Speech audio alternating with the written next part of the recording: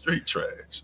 Welcome to another episode of the panel. Ladies and gentlemen, this is going to be a good episode. And for multiple reasons. I would tell you right now, but I don't want to spoil the surprise. But I just want you guys to know we have bold and crazy predictions for the Southeast Division. I heard what Mars has to say, and I just don't want to repeat it because it's so nasty. But we got a couple people coming, guests and whatnot. Before we do that, Chill, Mars, how you running this morning? Running good, Joe. Running good. You know what it is. Basketball season is amongst us. Let's do it. Mm-hmm. Yeah, basketball season is amongst us. Let's do it. I'm down. Mars? I'm wonderful, man. Having a very, very wonderful day. Hello, MTEL. Mm-hmm. All right. You good, MTEL? Can't hear you, brother. You ready to talk about this amazing division? Yes, sir. Y'all can hear me now? Mm-hmm. The Southeast Division. Nope, I'm not doing that. Nope, I'm not going to be that dude today. I'm not. Chill, why not? I'm not going to be that dude. I'm not. Speak your mind. I'm not going to be that dude today. No, Because I'm thinking about the Southeast Division with Charlotte, with Atlanta, with Washington, and I'm thinking about the rest of the divisions in the NBA. This might be the worst division in basketball. It might be. Hater. That's crazy. It might be the worst division in basketball, but we'll see. We'll see. Yeah. The thing about it is, it's like MTEL, with all due respect, it's not an elite team in this division. It's a very good team, but not an elite team. Okay. And then it's like Washington and Charlotte don't help the case, not one bit. At all. But Jordan Poole said the Wizards' goal is the play-in. So why are we hating on Wizards if Jordan Poole thinks they can get to the play-in this year? So they have 4 playing teams then, or 3 playing teams. I don't know, but if Jordan Poole thinks that the goal is the play-in, then that means they're trying to compete in his mind. Which they should be. I mean, okay, Mars, there are only a few teams that are out there that, in my estimation, like, we're tanking for this. Like Brooklyn, give me a break. We already. I told you this yesterday, Mars. If Ben Simmons comes out and Brooklyn is like 11-5, and Ben Simmons is like 22-8, he won't make it to Christmas. He will be out of town. 100% they trade. Right. But if you look at the East, okay, so the play-in tournament, 36 wins gets you in the play-in tournament. Washington, that's basically double. Plus 5 more wins, what they did last year. Double that. So yeah, they're gonna have to win. They're gonna have to win 20 more games in order to get into the play-in tournament. Is it ridiculous to think, considering what the Eastern Conference, how much better it's gotten? Because a lot of people, they still stuck on that narrative. The East is trash. No, it isn't. The East is not trash. I think the East has been as good as it's been in a long time. Like, people still get wrapped up in what it was in the 2000s and the 2010s. I mean, the assist leader is in the East. The runner-up league MVP is in the East. There's plenty of great players in the East. The NBA champion is in the East. So the Eastern Conference isn't what it used to be. Like it's the same as what we talked about yesterday when we talked about that buzzword of spacing. That's the phrase. The East is weak. No, it's not. It's not what it used to be. I mean, it's simply parity. The East is very top heavy, and the bottom is the bottom. So Ron, if you think about got the strongest division in the NBA, and it also got the weakest division. It's just parity. So if you think about you got strongest division, hardest division, toughest division. Yeah. Oh, okay. Interesting. Thickest division. So if you think about the Celtics, the Knicks, the Cavs, Milwaukee, Philly, Orlando. Mm-hmm. All right. So now you got the Western Conference. The Western Conference got like 10 teams.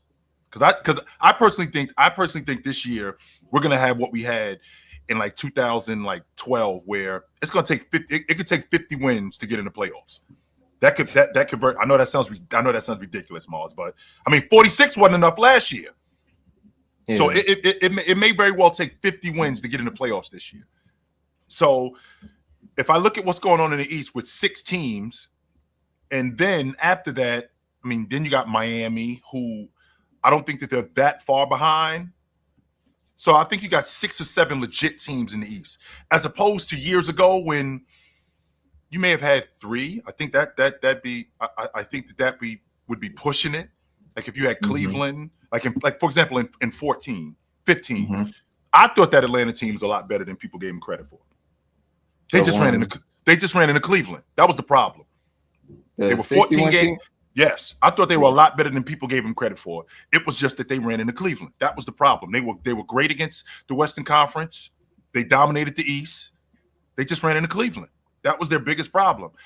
But after Cleveland, after Atlanta, I mean, nobody was really thinking about Washington like that. And they had a good team with John Wall and Bradley, but nobody was really paying attention to them. I'm out on Philly. Yeah, that's only because their best players made of glass, not because they don't have a good team. That best player lost weight. That best player gonna be healthy this year. I think we've seen this movie before. No. Every year is he's out of shape. That's why he's hurt. Now he's in shape. You think you've seen the movie before? No, you ain't seen the movie before. This is a new movie. This isn't a movie, chill. Come on, man. Did I not see Joel Embiid? If I'm not mistaken, I think we're in 2020, this 24-25 season. Did I not see Joel Embiid? It was either 21 or 22 show up to camp 20 pounds lighter. Did I not see that?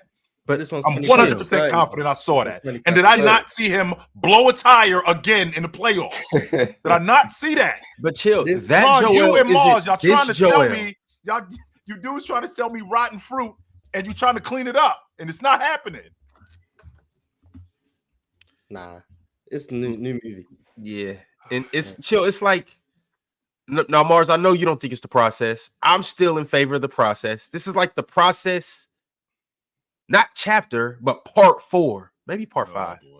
We're deep into this book. But I'm telling you, chill. It seemed like the chapters that we read, and they end the same way, though, Ron. Like, what's going on? That's what I'm saying. This is a different the last time Embiid spoke about him losing 20 or so pounds was the 2019-2020 season. Talk to us, Mars. That was also coincidentally the last postseason he was healthy. What else happened? They got crazy. But that's because Ben Simmons was hurt. So, see. So that one doesn't count. But the last time you said he lost weight, he actually was healthy in the postseason. Now there was a 5-month break, but that's not the point. The point was the last time you seen this movie, he was healthy in the postseason. So logic would dictate Philly in 6. Hey man, can I defend my division real quick? Like I don't know if I like this abuse we're getting right now. Because that's just those two, man. I'm in support of your division. I like your division. That's what I'm saying. Like, I think you guys go a cool little division. Yeah, MTEL, before we get into this, can you please change the morale of the chat and everybody that's in favor of your division being the worst? You have an opportunity to sway us. Okay, so listen, man. First of all, we already know about my team. We're getting better. I know a lot of people still don't really believe in us. Paolo recently came out and said he wants to make the Eastern Conference Finals this year. That's his goal. Jalen Suggs also came out, said he wants to win. I love the mentality of everybody on our team. They play together, just like how you talk about the Nova Knicks. I think teams that come out and tell y'all that we're together, that we love playing with each other. There's a lot of chemistry there. So with our team, I feel confident in our ability to be able to make some noise. I don't know if we're gonna make it that far. I definitely think we at least win a round. I do think that the Heat are the weirdest team of basketball history. Don't know why they just love to just be the underdogs every year. I don't know what to think of them. They beat us when we played them. I hate playing the Heat. Charlotte is the most interesting team out of our division, though, because if LaMelo is healthy this year and Brandon Miller, takes that next step, because he looked good to me in his rookie year. If he takes that next step, and another guy that I won't bring up, respect to Mars, that they have, if he looks like a basketball player and the well-roundedness of the team. Who is that guy? I'm sorry. Who is that guy? He's talking about Miles Bridges, but hold on, don't do that. Like Miles Bridges always ball. He does. Miles Bridges always gets busy. Aside from all off-court allegations, Miles Bridges gets to it. I'll be honest. The last 2 seasons we see him on the floor, Miles Bridges has not disappointed. It's just the fact that, well, either LaMelo hasn't been there or he's in Charlotte. Yeah. I mean, they got some of the ownership off of Michael Jordan's hands, so maybe they might finally start going in the right direction. Who knows?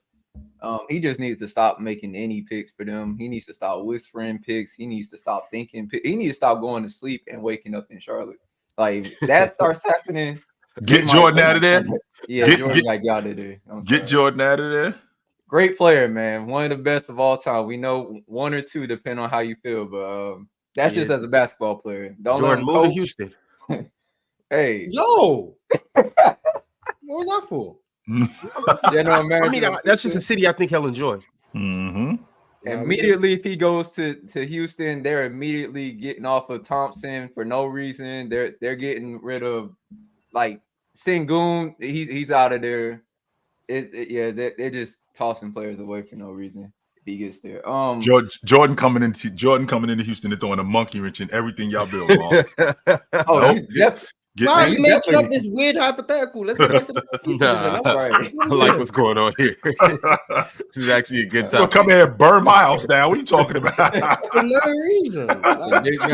Man.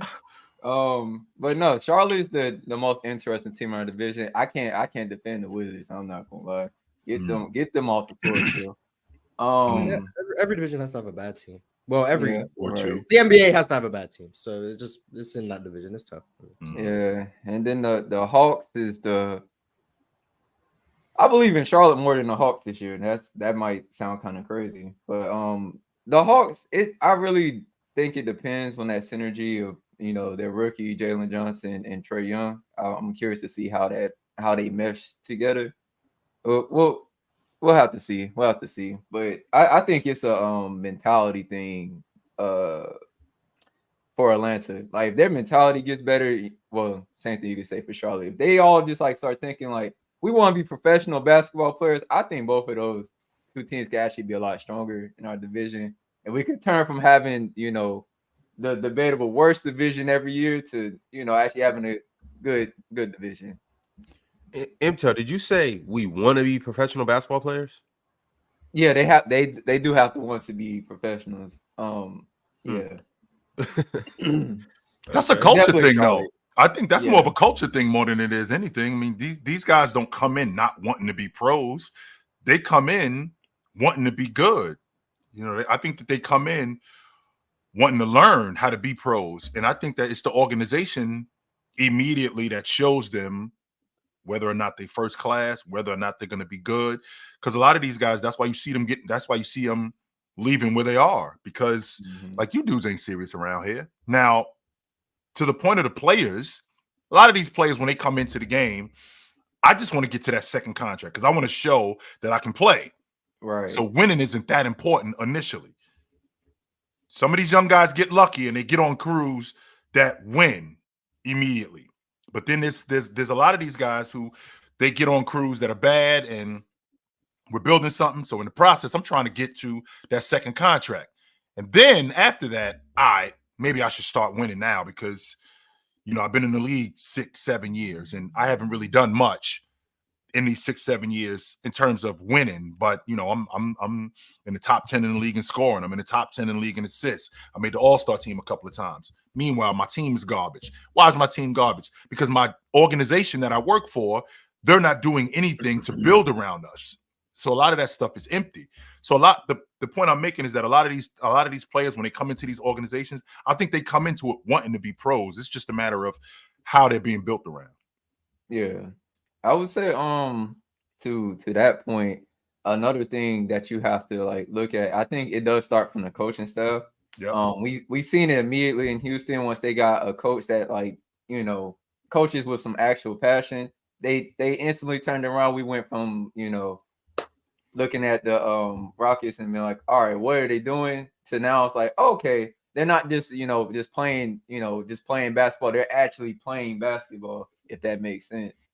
I think Charlotte needs that. They need that type of culture change. I think Brandon Miller might be the player because when you watch him play, you see how he moves on the court. He's not with the nonsense. Like you see him look around, he gets on his teammates. Like he be like, "What are you doing, man? Why are you throwing the ball up, smiling, laughing? You just shot an air ball. What you laughing about?" I love his mentality.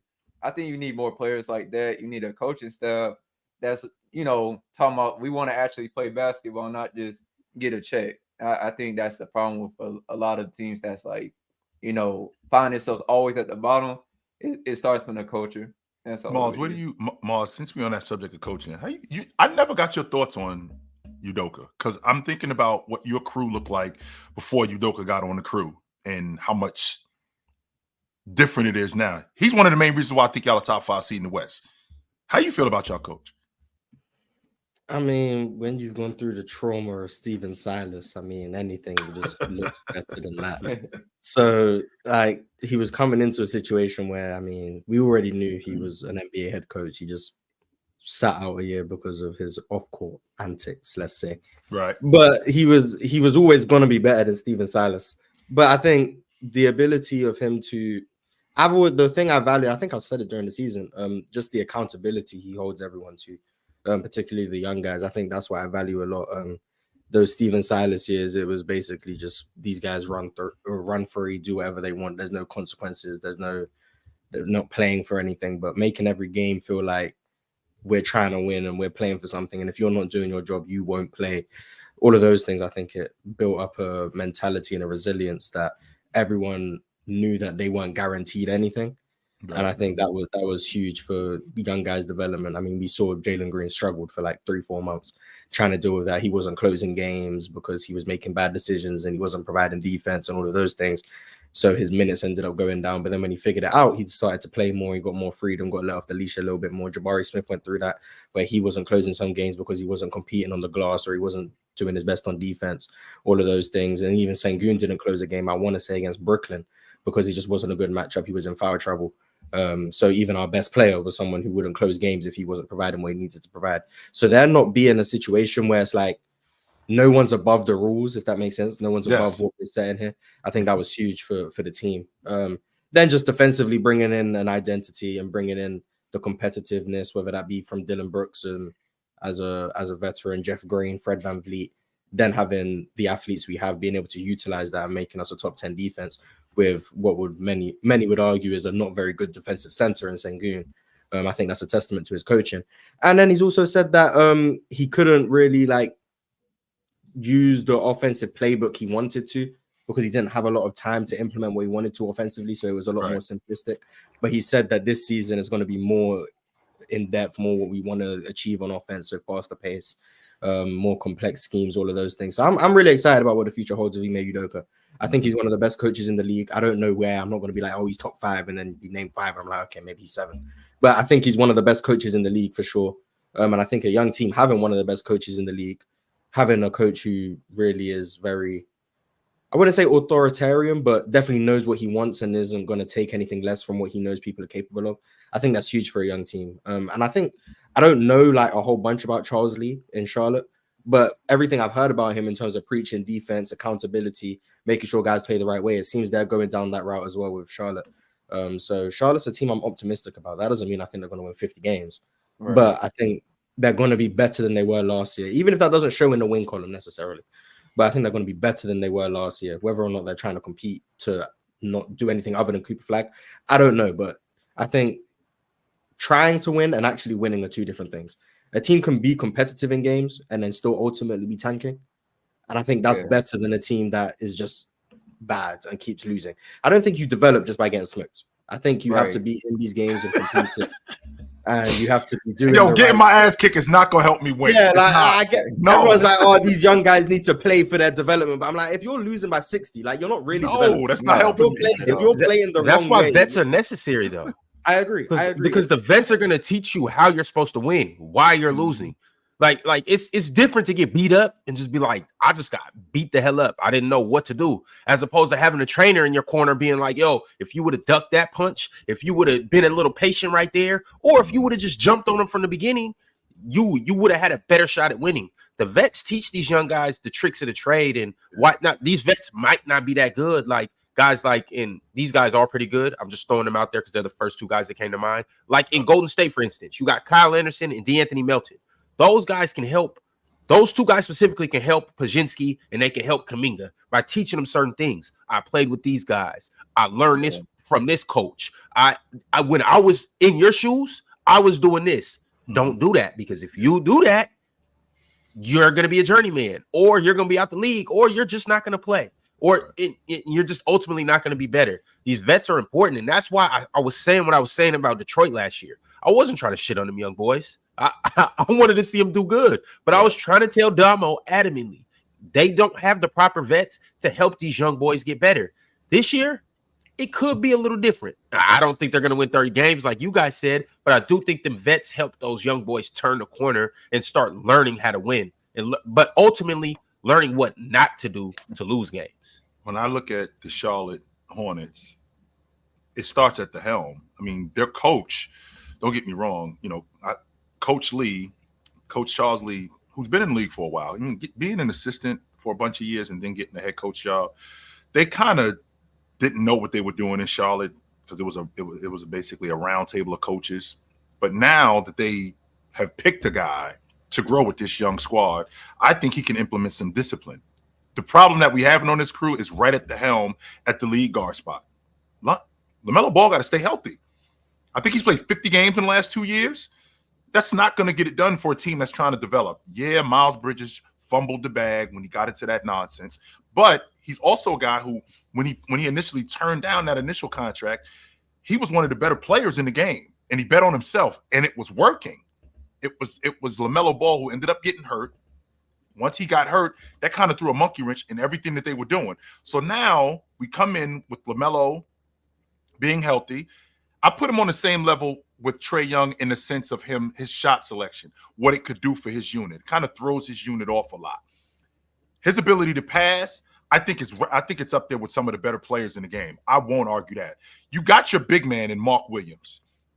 Mars and I had this conversation last summer when we watched Brandon Miller in the Summer League, and he looked clueless. I thought that he would be good come this when the season started, because I'm looking at how he would mesh with LaMelo Ball, the transition player he is, how LaMelo Ball would get him involved, in the game in transition. I thought that he would be damn good, and it actually worked out that way. So now what we have is a foundation. The question is with that foundation, it's predicated on LaMelo Ball staying healthy. If he can stay healthy, Mark Williams being the player that I think he could be, the rebounder, not only the rebounder, the rim protector that I think that he could be, I think this Charlotte team could make some noise, but it's all predicated on LaMelo Ball. Yo, Bama. Bandit Bama. What's up, bro? Oh, you muted. Oh, yeah. Hold on. Is it Bandit Bama or Bama the Bandit? You hot. You hot, Bandit. Bandit Bama. Stop. Man, come on. L host again, bro. Can you stop being an L host? Damn, bro. Yo, I just don't want to mispronounce your name. Trash. You like one of them rappers. You change your name every week. Bandits in the chat. What's up, baby? Did you miss me? You know what I'm saying, Ron? Did you miss me? You know, I feel good this week. You know, a mighty elephant. We eat dog food over there in Alabama. You know what I'm saying? Take you to the Wuhan market. You feel me? Nephew, what's up, nephew? Cats, tigers. Oh, what's up, man? You know I'm chilling. What's up, brother? What's up, big guy? Auntie said hey too. You know what I'm saying? She said it felt good to see you back in the States. You know, she said you got to come down. We got to come back. You know, Dreamland Barbecue. We got to go there, man. Cause Mars getting that passport stamp, ain't he? Is Mars not getting that passport stamp? I'm just going back to my hometown of Alabama. You know what I'm saying? Just man. You know where I reside. Okay, just so you know, Mars, Alabama's not a home. Alabama's not a hometown, Mars. Alabama's a state. So you know what I mean. I don't know what you mean. That's why I'm saying. Now we just being. I don't know what you mean. Now we just being. No, I have no idea what you're talking about, Mars. Chat, my chat bandits. You feel me? You know. I had to come up here and represent from a casual standpoint. Anytime I'm on the show with Unc, I'm up here to learn hoops, man. I'm gonna let y'all know what I know casually. Caitlin Carter go, even though she got cut in the first round, 2-0, but. You know, small things to a giant, come back bigger, better than ever. And, you know, yeah. Does Anthony Bennett still play? Is he still? Oh, he's been out for a long time. I'm just playing, dog. I ain't that far. He out the league. He been gone. All right, so we gonna go ahead and get into the Southeast Division. I had to bring another man, 2 guys from the South up, 3 guys from the South up here for this Southeast Division, so you guys can rep for your South of London, South London. That's where we from. South of London. That's where we talking about with this dude. Mars, I seen your passport. Okay, knock it off. I seen it. Okay, I seen your passport. That doesn't prove anything. I could get a passport from a bunch of countries. This doesn't prove anything. I'm versatile. Yeah. Nice passport, Mars. Appreciate it, man. All right, y'all. We about to dive in. The first team we're gonna do is the Miami Heat. Also, too, before we do this, make sure you like the video. Make sure you subscribe. Shout out to our Hall of Famers: Arch Prime, Arch, GD, HDG, Arch again, Arch Prime one more time. Kendall Daniels, Hunting Gilgores, Multi Kenny, and Cobra Son of Raditz. Shout out to y'all. Fellas, Media Day was yesterday. Yeah.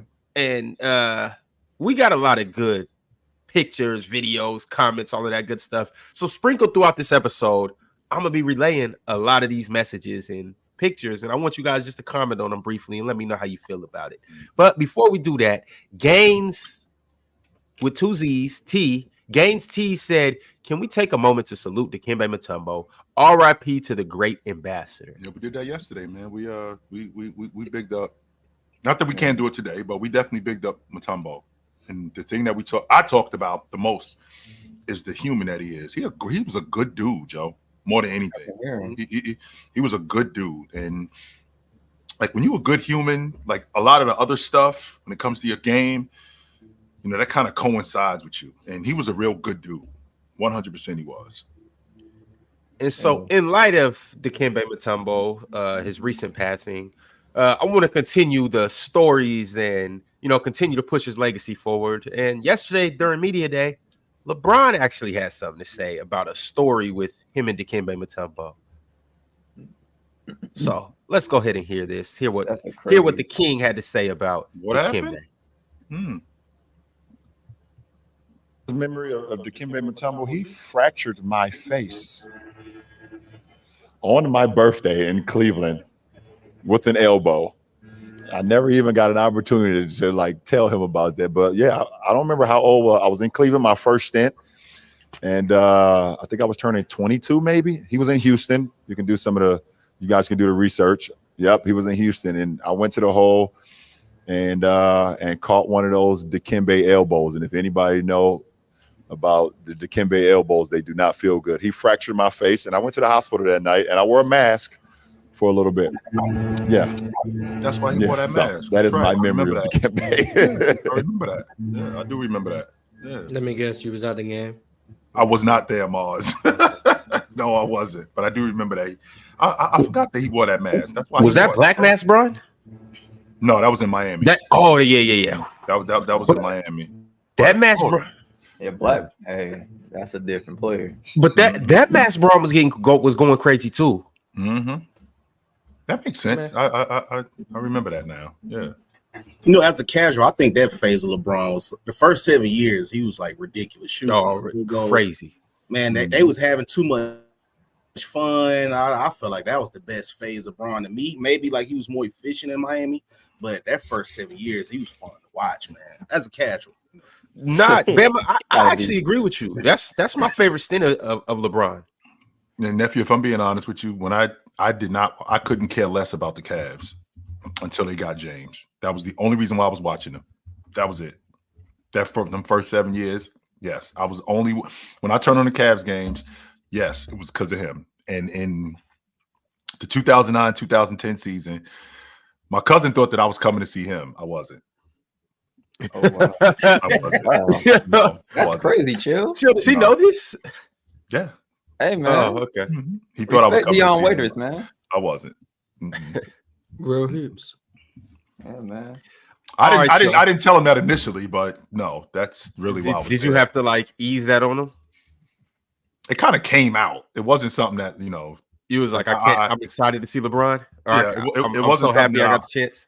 It wasn't something that I offered up, but it kind of like came out because I would do stuff like, "Where's James?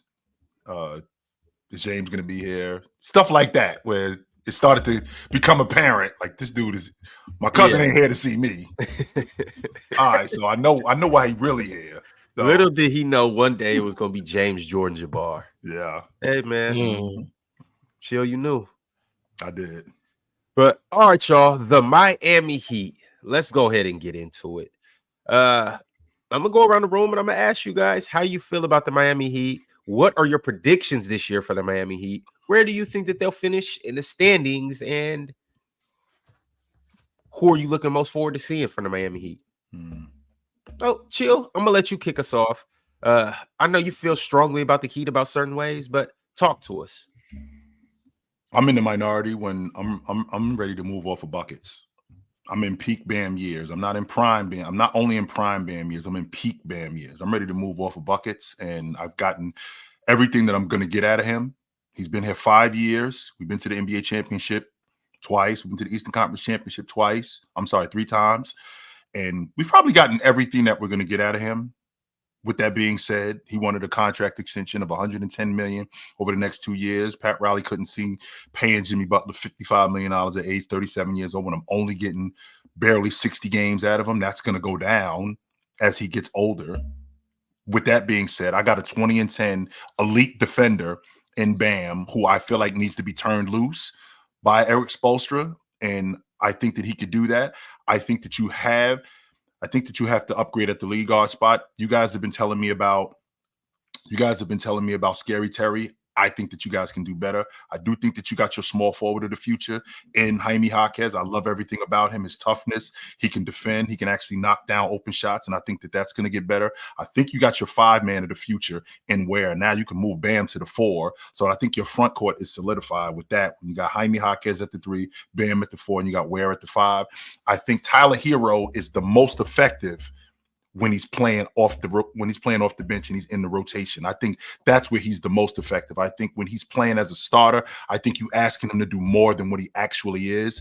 I mean, I think he gets exposed for the things that he's deficient at, and like being a defender when he's playing against the second unit. I don't think that he has to worry about that as much because he's got guys who can protect him. I think that Miami's rotation guys, I think that's where it gets a little tricky, but I do think that they have guys that can really help them, like Duncan Robinson. He goes in spurts where he can really be one of the better shooters in the game, and then he can't hit the side of a barn, but he does help. I'm waiting for Jovic to get better, and I think this season he's going to get better. Kevin Love, that you just talked about, Ron, those vets. Kevin Love is one of those vets that you need. I think Orlando's the class of this division, but I really like what they're doing down in Miami. But I'm ready to come off of buckets, and I'm ready to move on with Bam and this be his crew. Okay. MTL, how you feel about the Miami Heat? So for one, ironically enough, it's in my division. I don't necessarily ever root against the Heat because my brother's team. And I don't know. I support my brother's team now. Now we're talking about football, so it's a different conversation because I can't support the Cowboys. Sorry, but I feel you. Yeah. So, anyways, the Heat. I think the person I'm most interested in is definitely Khalil Ware. That's the type of center I would like our team to draft. I'm not gonna lie. I like Khalil. We need him on our crew.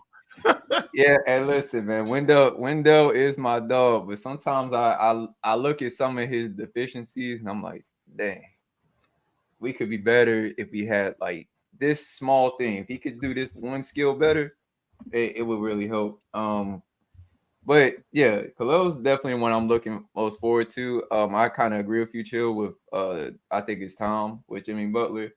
You see, he didn't even come in. He didn't even come in with the answers this year. He didn't come up with no crazy hairstyle.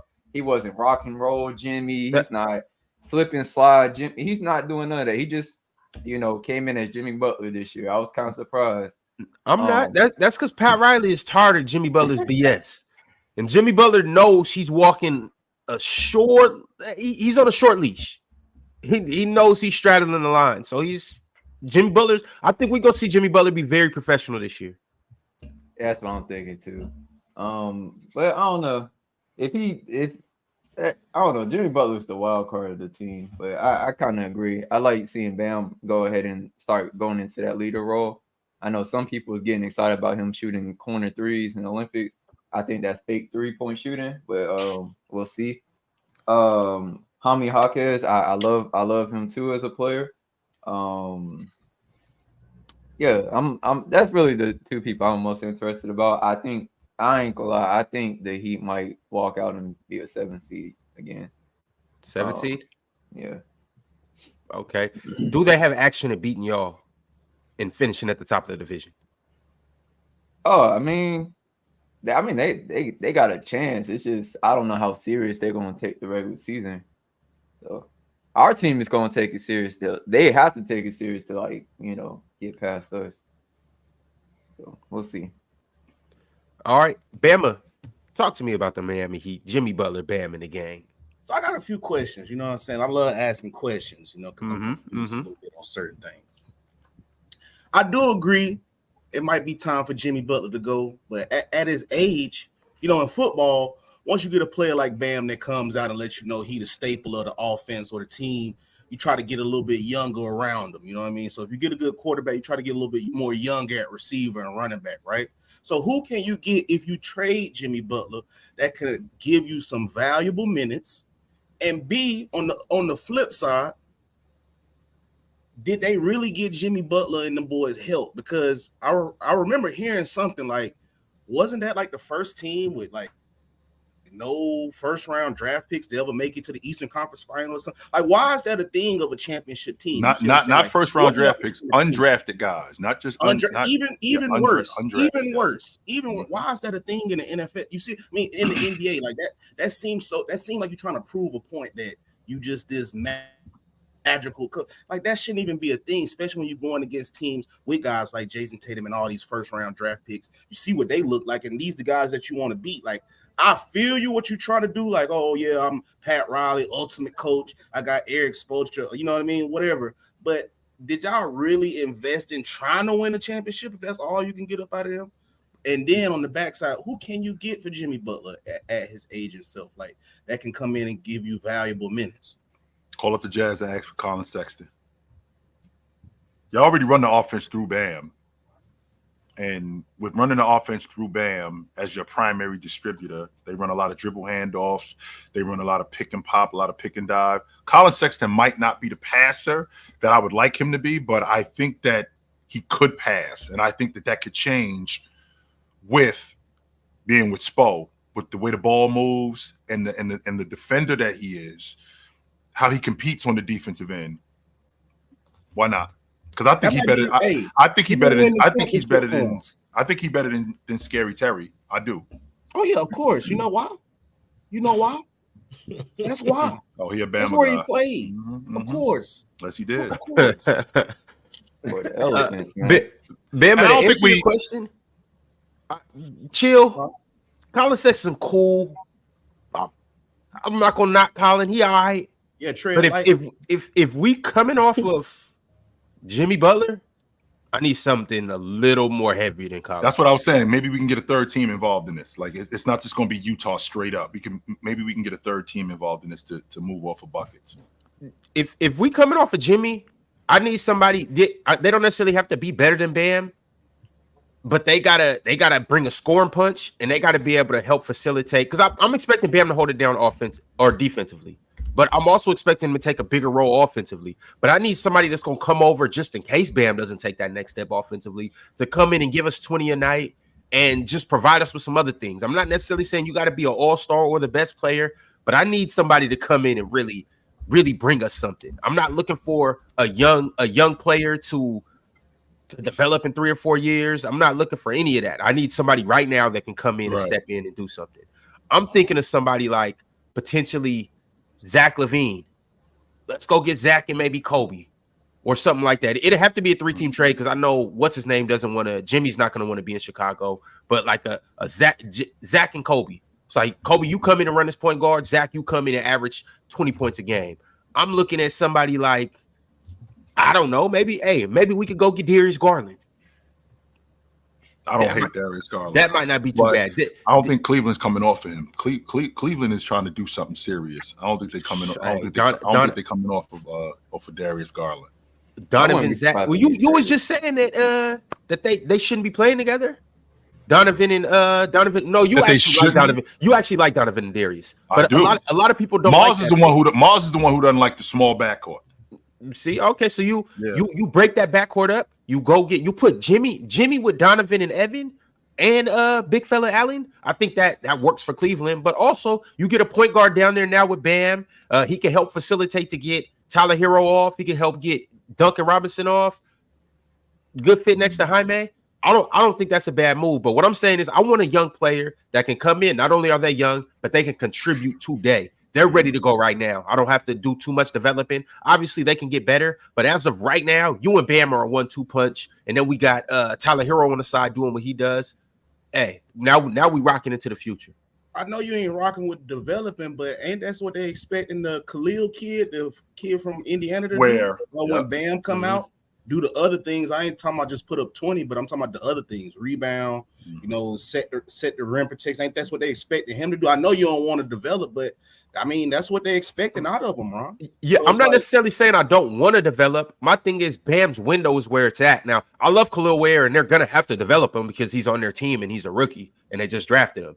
But and they are expecting him, I think, to come in and contribute slightly. I don't think they're expecting the world of him. I don't think they're expecting him to come in and change the franchise from day one. I think he's starting 5-man, Ron. I do. I think it could potentially happen as well. I don't know what they're gonna do over there, but what I'm saying though is if we coming off Jimmy, because I'm not in favor of them coming off Jimmy. So if they do come off Jimmy, what I would expect is for them to go get somebody that can help them right now today. Mm-hmm. But Bama, you asked another question as well. What was the second question? Oh, wait. Before we do that, Mars, if Jimmy Butler was to get moved, who do you think would be a good candidate? For who, Miami? Yeah. Put you in the GM hot seat right quick. Mm-hmm. I don't know how much value Jimmy Butler has around the league. I think Zach LaVine was a good one. Contractually, I think that's similar.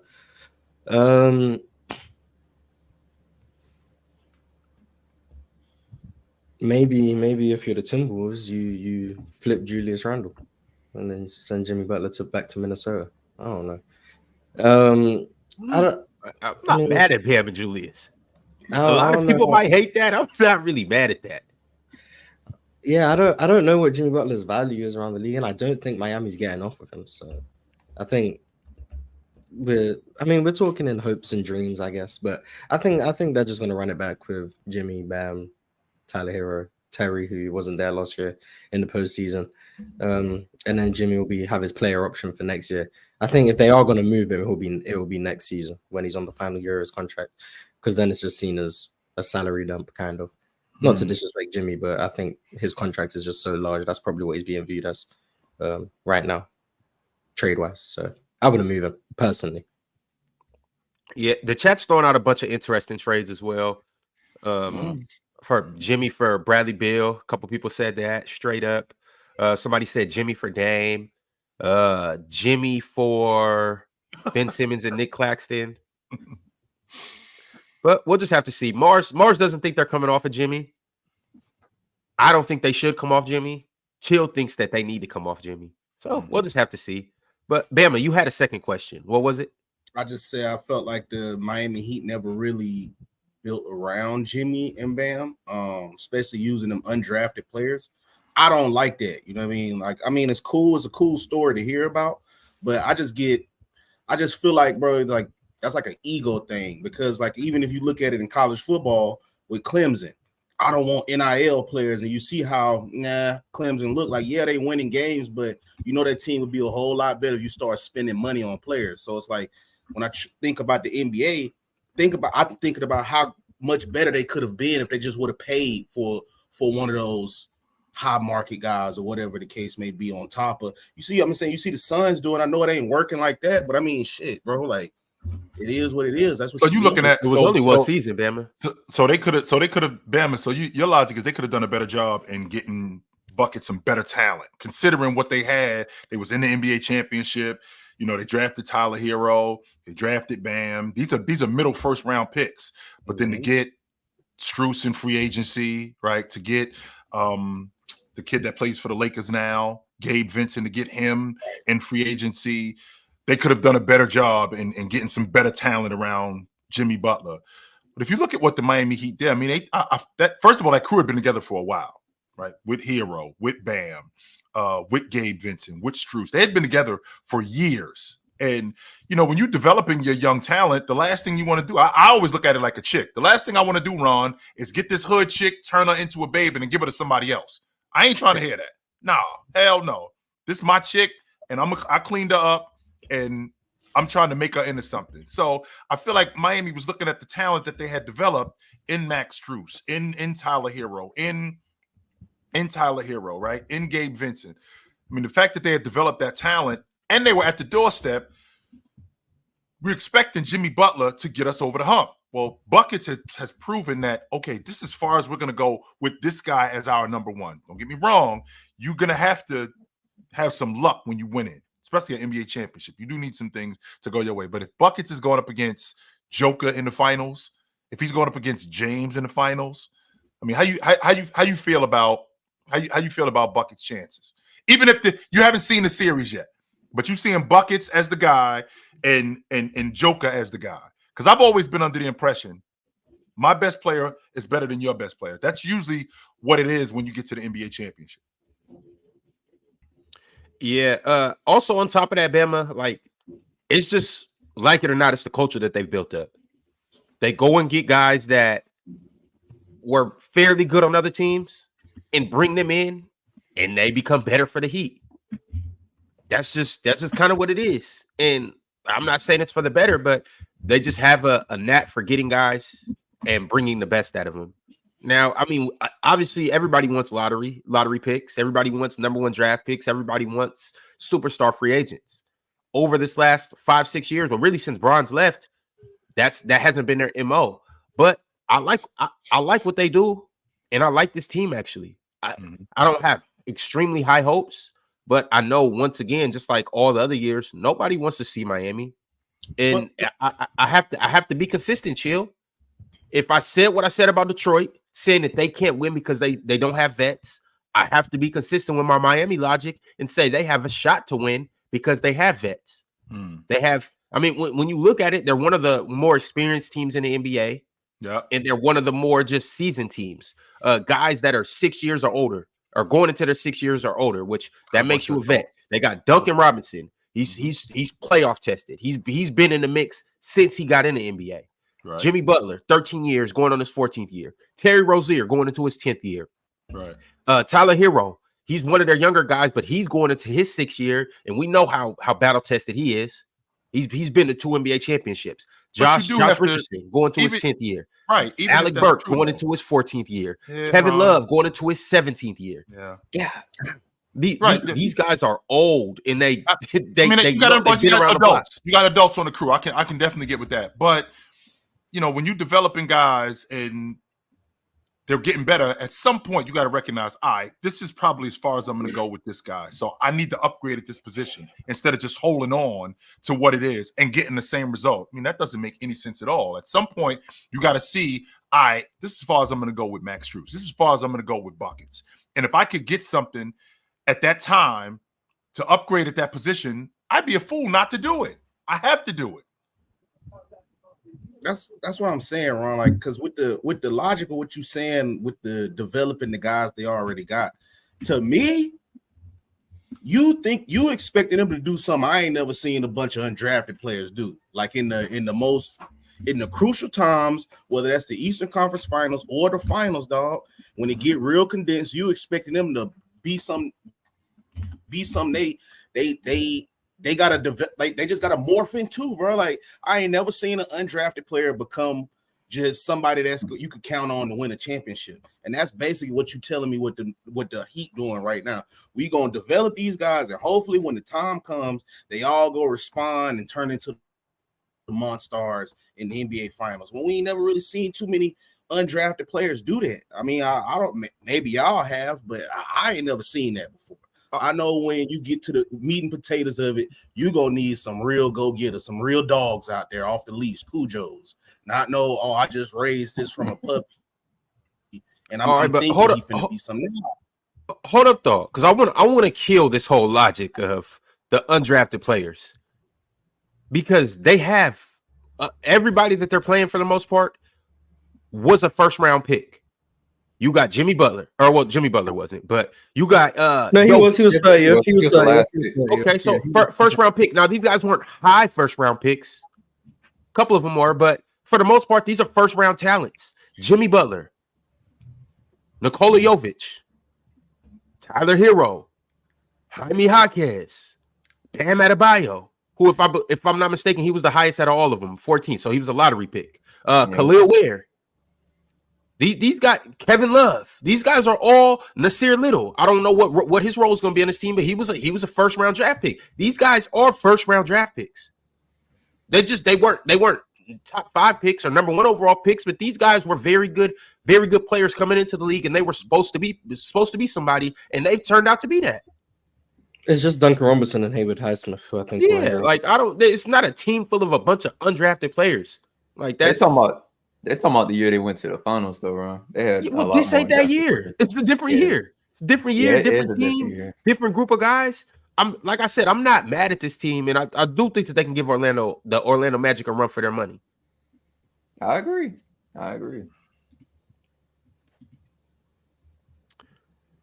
But all right, fellas, that is the Miami Heat. I got MTL. I got your prediction. Chill, Mars, Bama. I want to hear where you guys think that they'll land in the standings.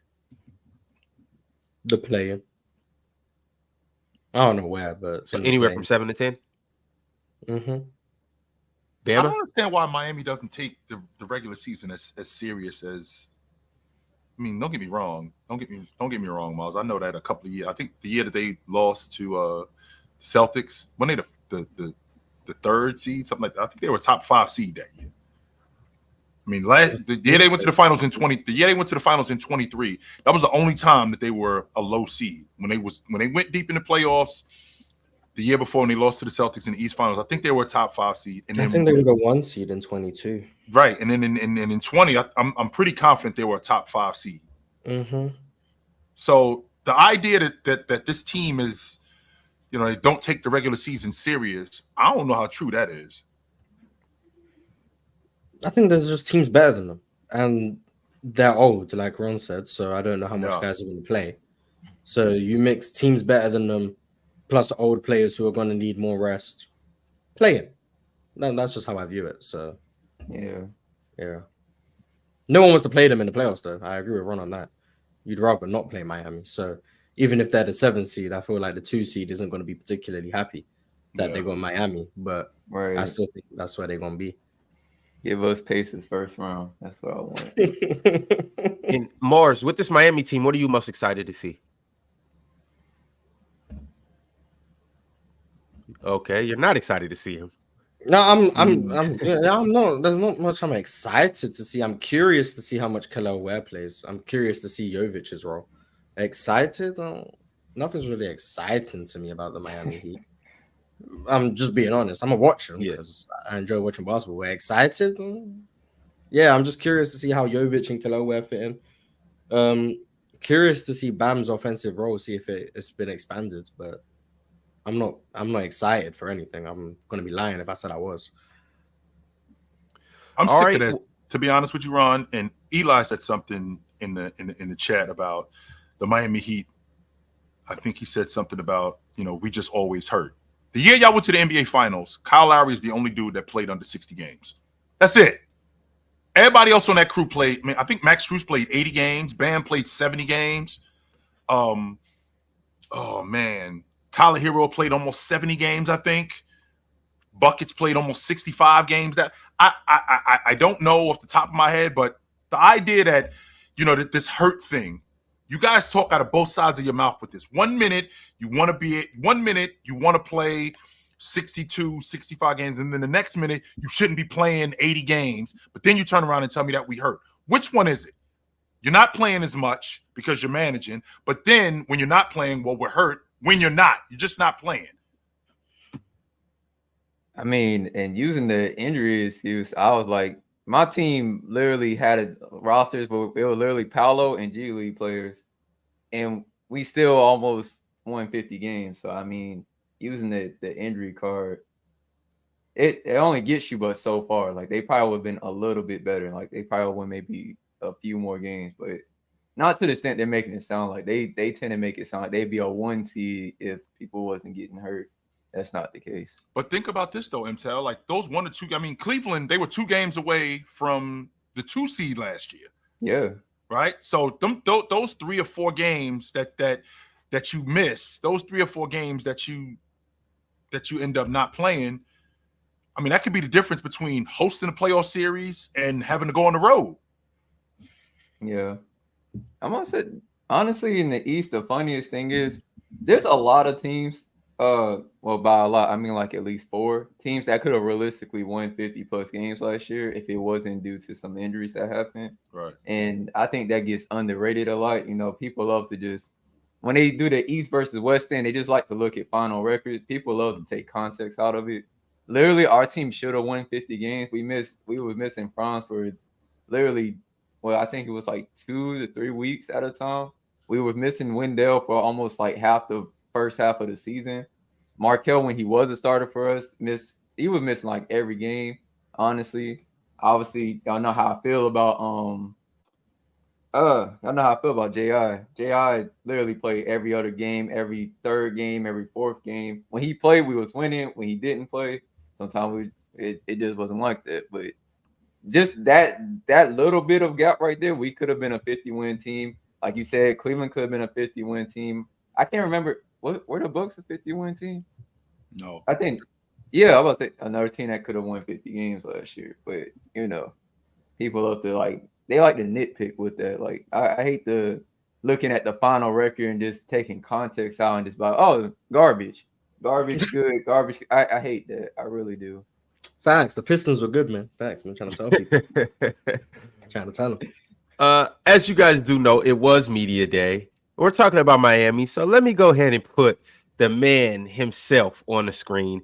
Jimmy Butler, this is how he looked for media day this year. As MTEL alluded to, he didn't really come with any extra shenanigans.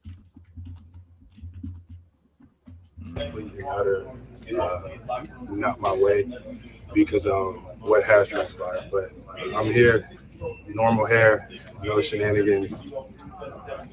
That's all I got. What did you want to do? I don't even know. My mind isn't all the way anywhere right now. I've been running around and trying to make it back here. So I just haven't been up here since. As you know, every night that makes. So Bucket's got to lock in now because he's trying to get that extension. Because is that what we're really doing? I just want to make sure I ain't losing my mind, Mars. Well, hold on, chill. If it's a contract season for Jimmy, it's crazy to say that Jimmy has one of them years. I mean, what's one of them years? I was just about to ask that. What's one of them years, Ron? Because I mean, how many games is he going to play this year? That's what I'm more so alluding to. Am I going to get 70 games out of Buckets? Even though it's a contract season. He hasn't played 70 games. I don't think he's played 70 games in the last 10 years. I don't think he's done that. He hasn't. He hasn't played 70 games since he was 27, and that was in a 16-17 season. So I think we're going to eight years now. He hasn't. That was the last time he played 70 games. So with that being said, now I'm and he's had contract extensions before. So now we're going to lock in at 35 years old to, I'm going to get my hair right, and I'm going to come in locked in because I want a contract extension. I'm good. Maybe. I'm straight on Buckets. I'm good. I think we got everything that we're going to get out of him. Chill. Is your thing with Jimmy, you just don't see him getting any better? I think you've gotten everything that you're going to get. And because you've gotten everything that you're going to get, and you've seen where we are, You know, we've been to the NBA championship twice. You know, we ran it. I think we ran into a better team, and their best player was better than my best player. I got a young guy in Bam who's in peak years, and I'm probably going to get maybe 3 more of these years. So I want to maximize these 3 more years. I got an older guy who's 35 years old, and I've gotten the best that I'm going to get out of him. I mean, why am I holding on to him if I can maybe get something more times than not? If maybe I can get something substantial for him. I think I can get and I don't mean right now, like before training camp starts. I mean, maybe like around the trade deadline, like Buckets is doing work.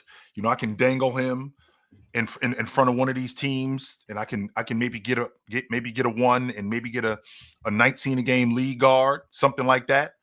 And Buckets could get on a crew that's, you know, going deep into the playoffs where, you know, both of us could be happy, get a third team involved. But I don't want to waste any of Bam's prime peak years. I don't want to waste any of those. And I feel like that's where we are with Bam right now. All right, y'all. Before we move on to the next team, it is another player in the Miami Heat that showed up looking a little different for Media Day. We haven't seen Tyler Hero with his hair like this yet. No. Different hero? Where's Tyler at? I see Daniel Tice. Yep, Daniel Tice with an armband. There you go. Yep. Or with a sleeve. She cut his hair. I mean, wow. I'm not afraid. All right, I'm done. Yo, that's crazy. Now he Slim. What up, Slim Hero? That's what we rocking with this year, Slim Hero. Hey, I'm here for it. Let's see. Breakout year for Tyler Hero? No, just same Tyler Hero that we've been seeing, which isn't bad. Y'all know I like Tyler Hero. Hold on, time out. How old is he? 24, 25. Oh yeah. He's going into a 6th year. What you see is what you get. By the time they hit 25, what you see is what you get. Don't say that. Don't say that too loud, Bama, because you know you might be hating if you think that, you know, man. You think Jason Tatum gonna get better, chill, man? I'm not trying to say that, man. He like 30 right now. So whoa. What did I say about Jason Tatum? This is probably who he is. You could get some better seasons. Exactly. So I need 30. So first of all, he's 26. That's number same 1. thing. Number 2, this is probably who he is. So yo, well, speaking of Jason Tatum, in case you guys don't know, Jason Tatum has dropped officially his Jordan Tatum 3s. Let's check them out. You guys let me know if this is something that you guys have caught. These are the Jordan Tatum 3s right here. He said, I don't take having a signature shoe for granted. These are the welcome to the gardens. Are we feeling these, chat? Chat, this is for y'all specifically. I need y'all to talk to me. Bama, you as well can allude. Is this something you copying? It's cool if you ain't feeling them, Bam, because I'm not. I don't even wear those on my 2K player, bro. I'm gonna keep. I was about to say, I've seen them on the game. They cool. I mean, they cool. Those are kind of fresh. So this is what I'm about to say. It depends on what these are the best ones he's came with. Those are kind of fresh. I'm feeling those. The other ones that you just had up there, Ron. No, you don't like these? Yeah. You don't like the welcome to the garden? They good for like snake bits. Okay. What about the Zins? We like the Zins? Yeah, them smooth right there. Zins are smooth. Okay. Sidewalk chalk? No. Nah. Get these off the screen, chill. No, I'm good on those. Nope. Yeah. All right, and it's the last ones that I actually like the most out of all of these. Those are Bobos. These right here, and they come in a package. You see, you get the low tops, and then you get the actual hoop shoes as well. Come in a package. I know, like clown shoes, yo. Get them shits out of here, man. I ain't gonna lie, those ones hard though. Yeah, chill. These is ones though. These is all right, chill. So the ones on the left, that's for chilling. Yeah. All right, those for chilling. These ones on the right. Those are supposed to be hooping shoes. Yeah. Those are supposed to be rocking shoes. Yeah, we're just hooping those. Just But check out JT coming with the package. He got the the casual low top ones, and then he got his hoop shoes. So I mean, if you're a Tatum guy, 180 though. That package should power retail friendship at $189.99. That's what make that shit like elite. And what if it's anything more than that? Then what? Oh, well, shit, I'll pass. Pass that. You feel me? Pass that. That's not it. All right, y'all. We got 4 more teams to get into. Before we do that, y'all make sure you like the video, and then we're going to go ahead and dive into these super chats. A couple shots were thrown in the beginning of the show, and I'm just going to take the L. But we showed up last night, though. Mo said go Lions and Dub Harden. Y'all can't stop nobody, Ron. Chill. See, chill. And I knew you were going to say this, too. And wait till next week when my boys, when y'all come down to the you do know we was missing our whole defensive line. Yeah, I did hear about that. Literally our whole defensive line. Chill. What y'all going to do with Fred Warner out and then y'all big fella on the line, too? Big white dude. What y'all going to do if they out? I know what we are going to do. We're going to pick apart that secondary that y'all had yesterday. Jared Goff sitting back. Still, you didn't answer my question. What is your secondary going to do without y'all without y'all whole defensive line? Even if we have to go band for band, we can outscore you guys. 100% we can do that. See, that's the thing. Y'all sleeping on our offense. Y'all sleeping on Gino and the weapons we got. Y'all sleeping on K9. Y'all sleeping on Zach Charbonnet. See, all right. I'm snoring too, man. And Bama, I'm snoring on these dudes. Bama, that's why y'all not going to make the playoffs. I'm snoring on these dudes. We know that. We know that radio is done for, bro. Hopefully we can get the Cam Ward, Shea Sanders sweepstakes. At this point, I feel like we should just tank. You know, Skylar, whatever. Skylar Thompson, he's horrible. I thought Huntley was going to do something good. He just a field goal. He can get you a field goal. I guess that'll do until the season over with. But we need somebody like Cam Ward or Shea to come save us because who is we again? The Dolphins. Whoa. Somebody said Huntley need one more game. No, he does not. MTL. We're not letting Bama off the hook. Who is we? The Dolphins. Bama, you are from Dallas, Texas. That is crazy. Boy, hey, all your teams. You grew up in Jerry's World. I did not grow up in Jerry's World. I don't know what that is over there. I don't know what that is. A cult. I try to tell people the Cowboys won't be good until him and they fans kick the bucket. I'm talking about eternal sleep. And then that team might be somewhat competent of a team. But until then, listen here, 70,000 seats in that Cowboy Stadium, total of 17th in that building. Like, I don't think y'all understand that how crazy that is. Are you insinuating that the Cowboys fans don't have real teeth? Those are all veneers. If they even have that. They don't have teeth at all because you could come in and try to have a logical conversation about football. 5 rings. 1990.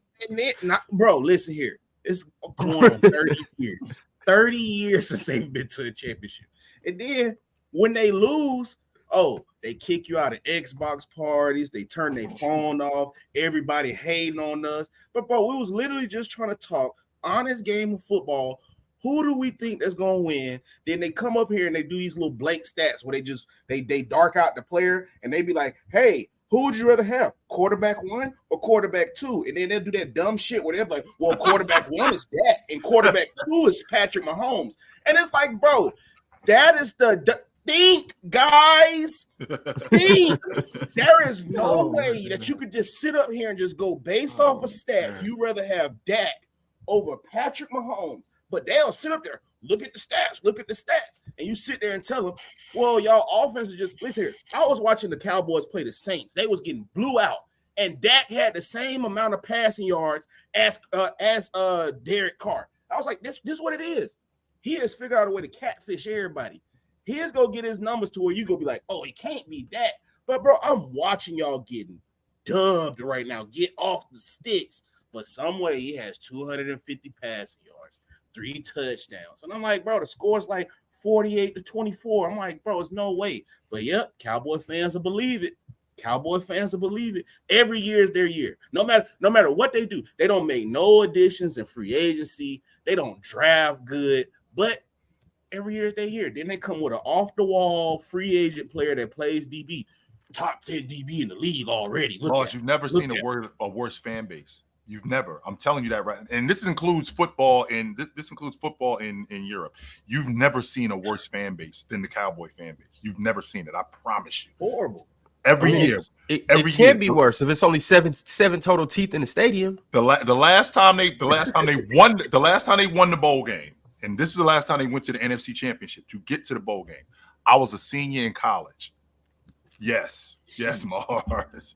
I was the last time. And every year since then, falling out, we win in the bowl game. Every year, you hear that. We win in the bowl game. 12 wins, bounced in round 1. We win in the bowl game. 11 wins, divisional round, lose. Next year, we win in the bowl game. This has been going on since 1996. Mars, there isn't a worse fan base. I promise you. Warriors, Raiders, Lakers, in any fan base, Man United, any fan base, there isn't a worse fan base than Cowboy fans. There isn't. Yo, in Bama, we know that you are a football guy, and football is really your bag, and you do this from time to time. But let the people know where they could catch you at and where they could hear your amazing football takes and your Cowboy slander. Bro, just Bama TV. Come over there, bro. We give y'all parlay picks, talk this football stuff. You know what I mean? Had past, we talked about what happened, Shador, all of them boys, Carson Beck being a terrorist, all that, man. Come over there and see, bro. It's just a cool little 2-man, me and one of my college teammates, bro. We over there. Just give y'all some of this elite football knowledge, and man, hopefully y'all can win some money messing with us too, man. Yeah, after we beat the 49ers in a couple weeks, I'm gonna come check you out, and I'm gonna next week. Talk about big stuff. No, we play Arizona next week. It's 2 weeks. Yeah, we play Arizona next week. That's correct. I think we got a Thursday night game. Because I know they were saying last night we played 3 games in 11 days, including yesterday. So we got to play this Sunday, and then we play you guys on Thursday. All right. But we'll see about it, Chill. That will be our rivalry week next week, so we'll get into it. But let's go ahead and keep it pushing. You guys have sent through super chats, so let's go ahead and get to them. Void Century said, y'all gonna stop disrespecting my Heat on this panel, especially you, Chill, always wanting to trade Jimmy. Not always. Not always wanting to trade him. Right? Not always wanting to trade him. I thought that you guys were competitive for a long time. I just feel like at this point where we are in 2024, everything that you're going to get at a bucket, you already got it. And the longer you hold on to him, the older he's going to get, the less his trade value is going to be. So if you can get buckets and you guys jump out the box where you guys are in the middle of the Eastern Conference and buckets playing at an all-star level, dangle them. Who's interested? And see what you can get for him. All right, Jeremy Sanchez said, Chill. Colin Sexton, are you serious? Stop that. That ain't Jimmy Butler type production. I need better than that. How many trades have you seen? And straighten me out. I can be cooked on this. How many trades have you seen when a star player is traded for a star player and you get the same production? Ben Simmons for James Harden. Watch this year. Watch. There we go again. Watch. There we go again. Revenge season. I tell you. Has there ever been, Ron? Has there ever been a guy who's been back more than Ben Simmons? No pun intended. Nah, but this year he's healthy. That's the only way. This year he's healthy. He's already said last year he wasn't healthy, dealing with the back problems. The year before he wasn't healthy. This is the one year where Ben Simmons is healthy. And like he said, when I'm healthy, I'm pretty good at basketball. He is. That's not his opinion. That's a fact. He is. He's gonna be healthy. Chilling. There you go. You guys can stay on the wrong side of history. I'm just trying to let you guys know that we back. But it's cool. You guys can be Mars, I'm telling you, Ben Simmons and that Brooklyn Nets team jump out the box. Ben Simmons is out of there. They're not holding on to him. No. We back, whether it's in Brooklyn or not. We back. Let Ben Simmons start the season 19-8-7. Yep, that's 2 1s right there. That's 2 1s. Hand them over. And I want all you guys to stay on that side too. You know, acting like he's just trash and can't play basketball. Remember, I was on the right side. I'll tell you guys. Speaking of which, let's go ahead and play what Ben Simmons had to say yesterday during media day about him being, well, back?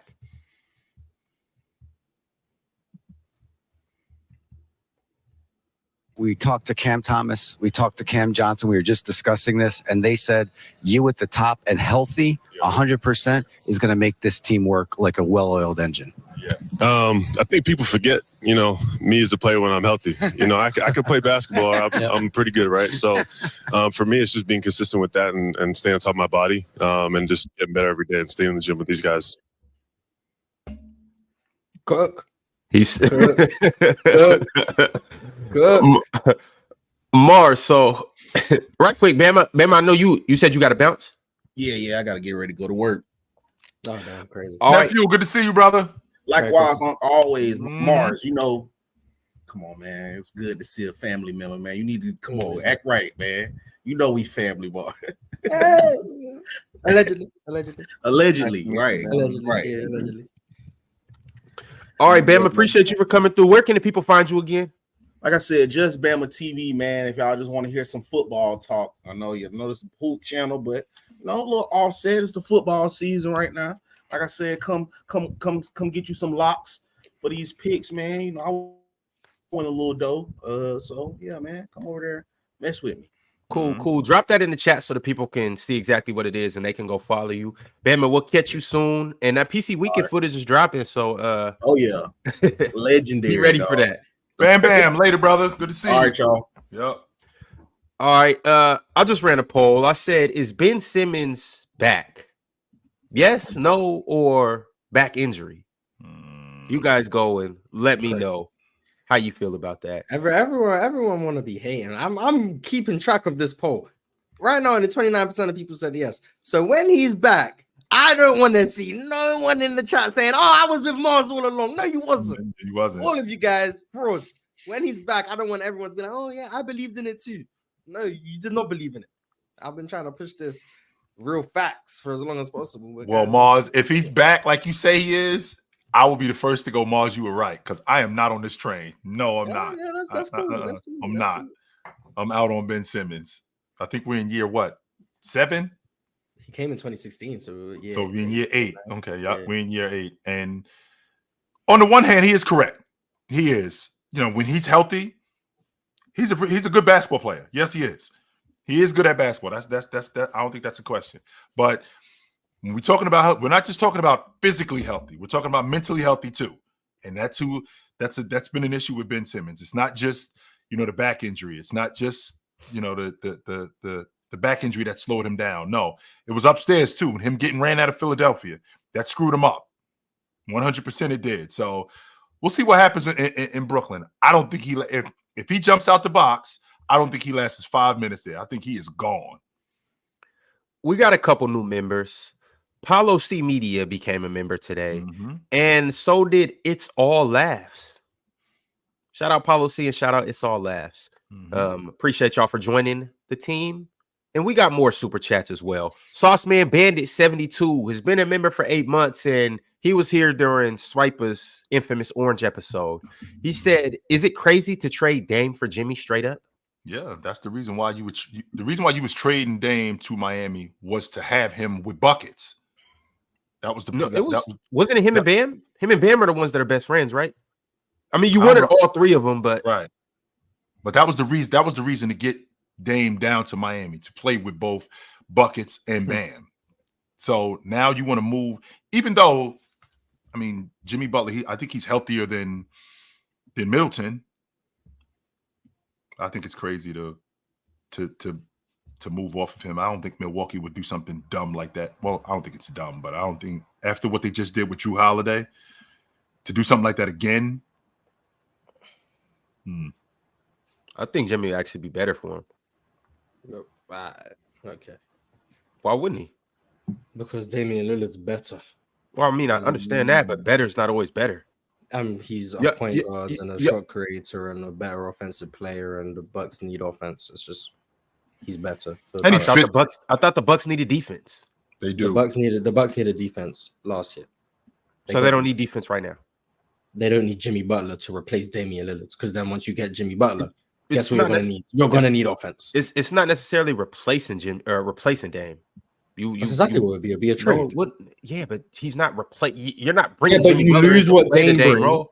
Yeah, exactly. You lose what Dame brings. The reason you don't need offense because you got Dame and Giannis and Chris Middleton. You lose Dame to upgrade the defense with Jimmy Butler. Guess what you're going to need? Offense. You're going to be in a situation where now the team doesn't have enough offense. So you're adding defense. It was like, oh yeah, now we don't need defense no more. You're going to need offense, and that's why ideally you'd want both of them, but you don't. So you get Dame, you keep Dame, you go with Giannis, you go with Chris Middleton, you move Giannis to the 5, Brook Lopez get packed up, and then you're fine. Now they're not going to do all of that, but that's what they should do.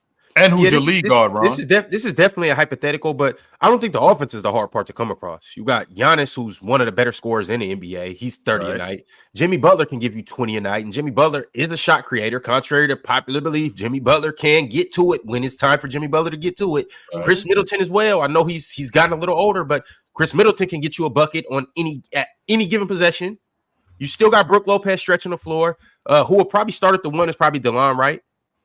Bro, who's our primary ball handler? DeLon Wright. That's what we're going with. DeLon Wright. But hold on, no, wait. Let's not act like Jimmy's not a point forward. Like Jimmy can't facilitate the offense. Let's not act like Giannis hasn't played point. Now you don't have an all-star point guard, but you run the point guard by committee. That's what they're doing. That's what they're doing in Miami. Who's Miami's point guard? Chill. You hate when we bring up Terry Rozier. Who else do they have? Who they have last year? Josh Richardson. He wasn't there. They're running the point guard through Jimmy Butler essentially.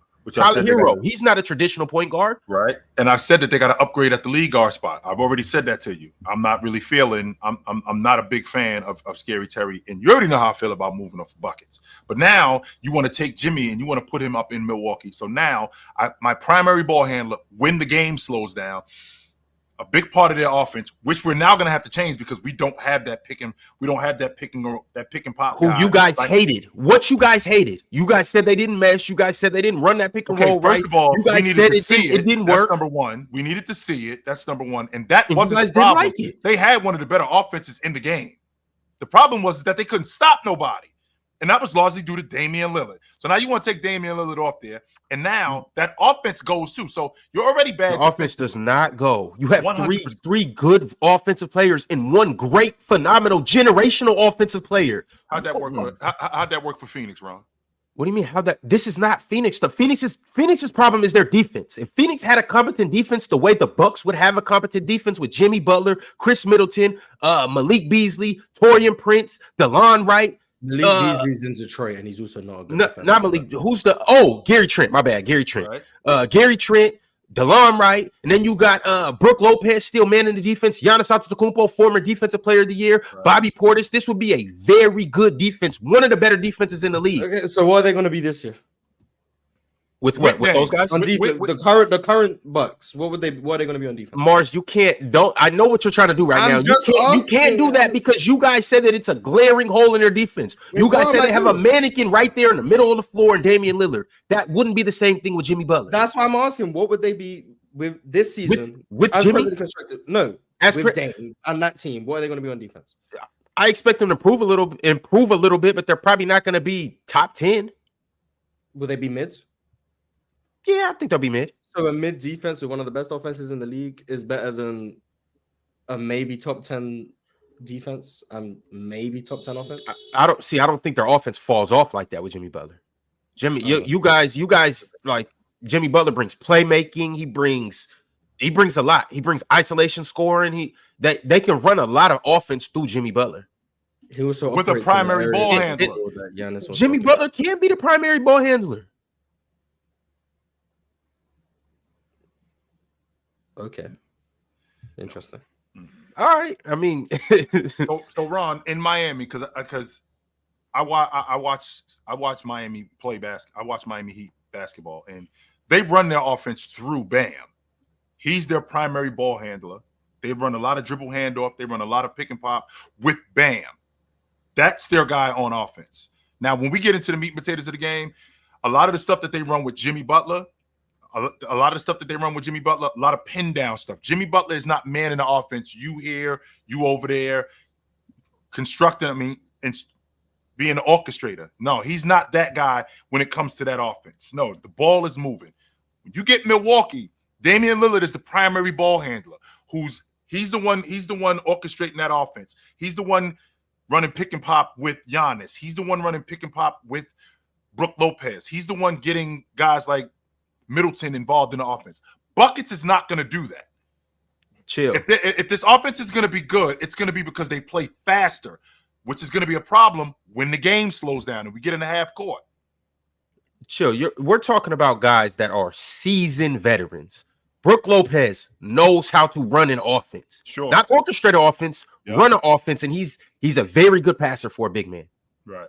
Mm-hmm. Giannis Antetokounmpo, a very good passer, knows how to run an offense. Mm-hmm. Jimmy Butler, a very good passer, very experienced, knows how to run an offense, has run an offense, and can be an orchestrator at times. Chris Middleton, Chris Middleton, a veteran player, knows how to play basketball, knows how to run an offense. With all of that being said, DeLon Wright as well. With all that being said, they traded for Damian Lillard because they needed a lead guard. Yeah, everything that you just said. We're acknowledging that this trade probably won't happen, but I'm saying if it did happen, I would like this iteration of the Bucks better than with Dame. And you're talking about Dame as a guy too. Dame. It's an offense around Dame, but the offense is centered around Dame running and chucking. The offense is heavily centered around Dame shooting the ball. Dame isn't out there facilitating. Dame isn't out there calling plays and playing a jump start role. In fact, calling plays for himself. No. That's what he's calling plays for. To come off a screen and shoot a 30-foot three. I'm good. Dame gonna show you, man. Come back. The Bucks is still my squad. Like I still rock with the Bucks. I'm not hating. I just said that I think they will be better with Jimmy Butler. More as players that you can acknowledge that if you guys got this certain player, you think that the Rockets would be better. But I wouldn't start dismissing how good they are right now with the current squads. I'm not dismissing how good they are. That's what you just did for 5 minutes. I'm not dismissing how good they are. I got the Bucks in 6 again this year. I got the Bucks winning the NBA championship. Well, you have them in 5 if they had Jimmy? Yes, that's all I'm saying, Morris. Yes, we will be better with Jimmy Butler over Damian Lillard. Interesting. That's a take. One unemployment said Randall on the Heat. Ron, are you getting charged with domestic terrorism? Randall, he brings toughness, man. That's what he wants. Toughness. Exactly. So perfect. King AD said dub Bama, dub Mars, dub Unk, dub MTail, dub Ron, but still L host. Garbage. Trash. Get Ron off. You're killing us. Knicks Fandom 23 said, Ron, why are we talking about these scrub teams? Knicks gonna make easy work of them frauds in South Beach. Easy. Nah. Dang. Does Miami have what it takes to contend against the top 4 or 5 seeds in the East? In the playoffs? They'll compete. They'll lose, but they'll compete. Yeah. And Miami 6 games, 7 games, 5. I don't know, but 4-game sweep. A competitive sweep. Competitive sweep. Okay. I don't hate Miami against Milwaukee, if I'm being honest with you. I don't. See, that's why we need Jimmy Butler. I don't. I don't hate them. I think they got a puncher's chance against Milwaukee, just off the strength of who Buckets is against Giannis and what I've seen him do against Giannis. Now, am I expecting him to do what he did against Giannis again? No. That's why I said they got a puncher's chance. I don't expect him to beat them, but it would be wildly entertaining. Masinko G said most starting lineups in the NBA over the last 2 seasons because of injuries. But sure, we lying.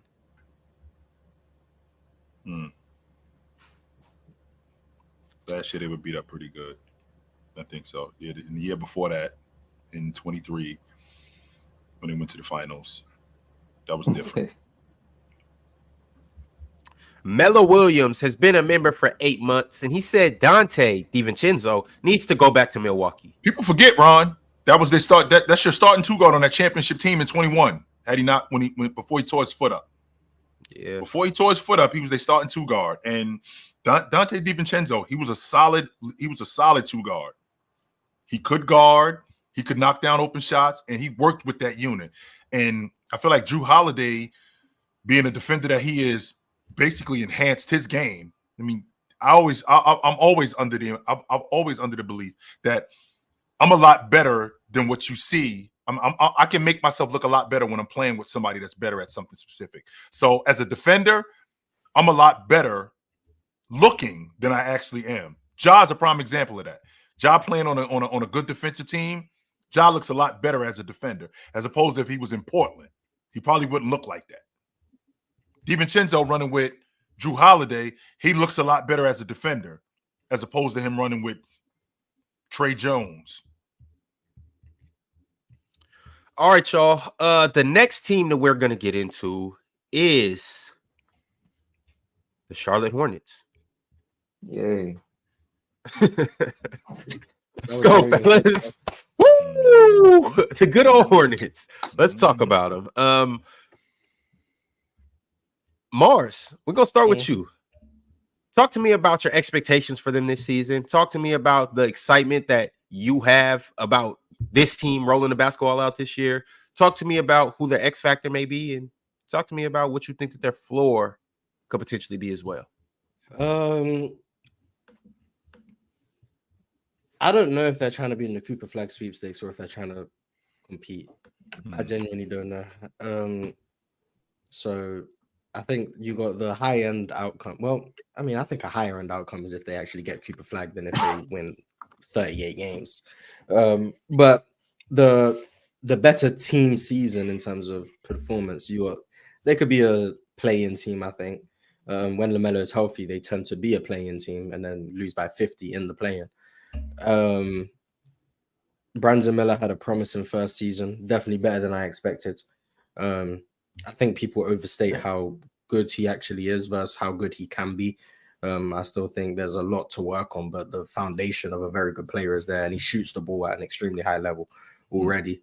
LaMelo seemed to have turned a corner right before he got hurt in terms of shot selection, efficiency, decision making seemed to be better. He was making more consistent decisions.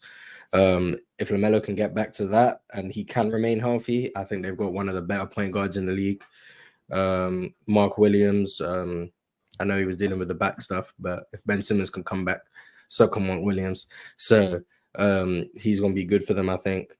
I expect nothing from their rookie. Their number 6 pick. Yeah, I expect nothing from him. If they're trying to lose, he'll probably get a lot of minutes. I expect him to probably be in the G League if they're trying to compete. So yeah, I think they can be a play-in team if everything goes well and they're actually trying to win. But I think what's best for them is the Cooper Flag sweepstakes, but they tank honorably, I guess, where they compete in the games and then they'll just sit guys down in the third and fourth. That's what Portland was doing towards the end of the season. They'll compete for a half and then just sit everyone down in the second half of mystery injuries and then end up losing. I think that's probably how Charlotte should approach it. Build the right habits, get the guys you want to develop the right playing time, playing the right scheme of basketball, but ultimately lose 60 games. What I'm excited to see, Brandon Miller's development, LaMelo healthy and how good he is. Charles Lee in his first head coaching job. Charlotte's a team I might watch quite a bit of, particularly to start the season. And then if it starts going the other way, maybe I'll watch less and less. But at the start of the season, I'm excited to watch Charlotte. I'm more excited to watch Charlotte than I am to watch Miami. I think that's where we are with this Charlotte team, Mars. I think that this is one of those teams where we see where they are like the first month and a half of the season. And if it looks competitive, then maybe they'll continue to go in that direction, whether it's continuing to develop players. I know how it is early when you'll see a team that'll jump out the box and it looks good early, and then you know for a fact that they're going to lose 60 games. You already know that for a fact.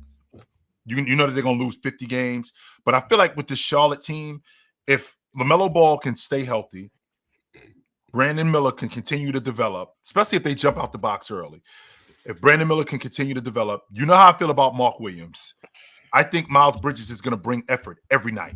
That's the one thing that I've always loved about him. He brings effort every night. They still got a sharpshooter in Curry, right? In the process of them having all of this stuff, if they look competitive early, I think that they keep trying to go. I think they keep trying to go in that direction. If these dudes is garbage right from the beginning, I think they clean house. I think they have a fire sale.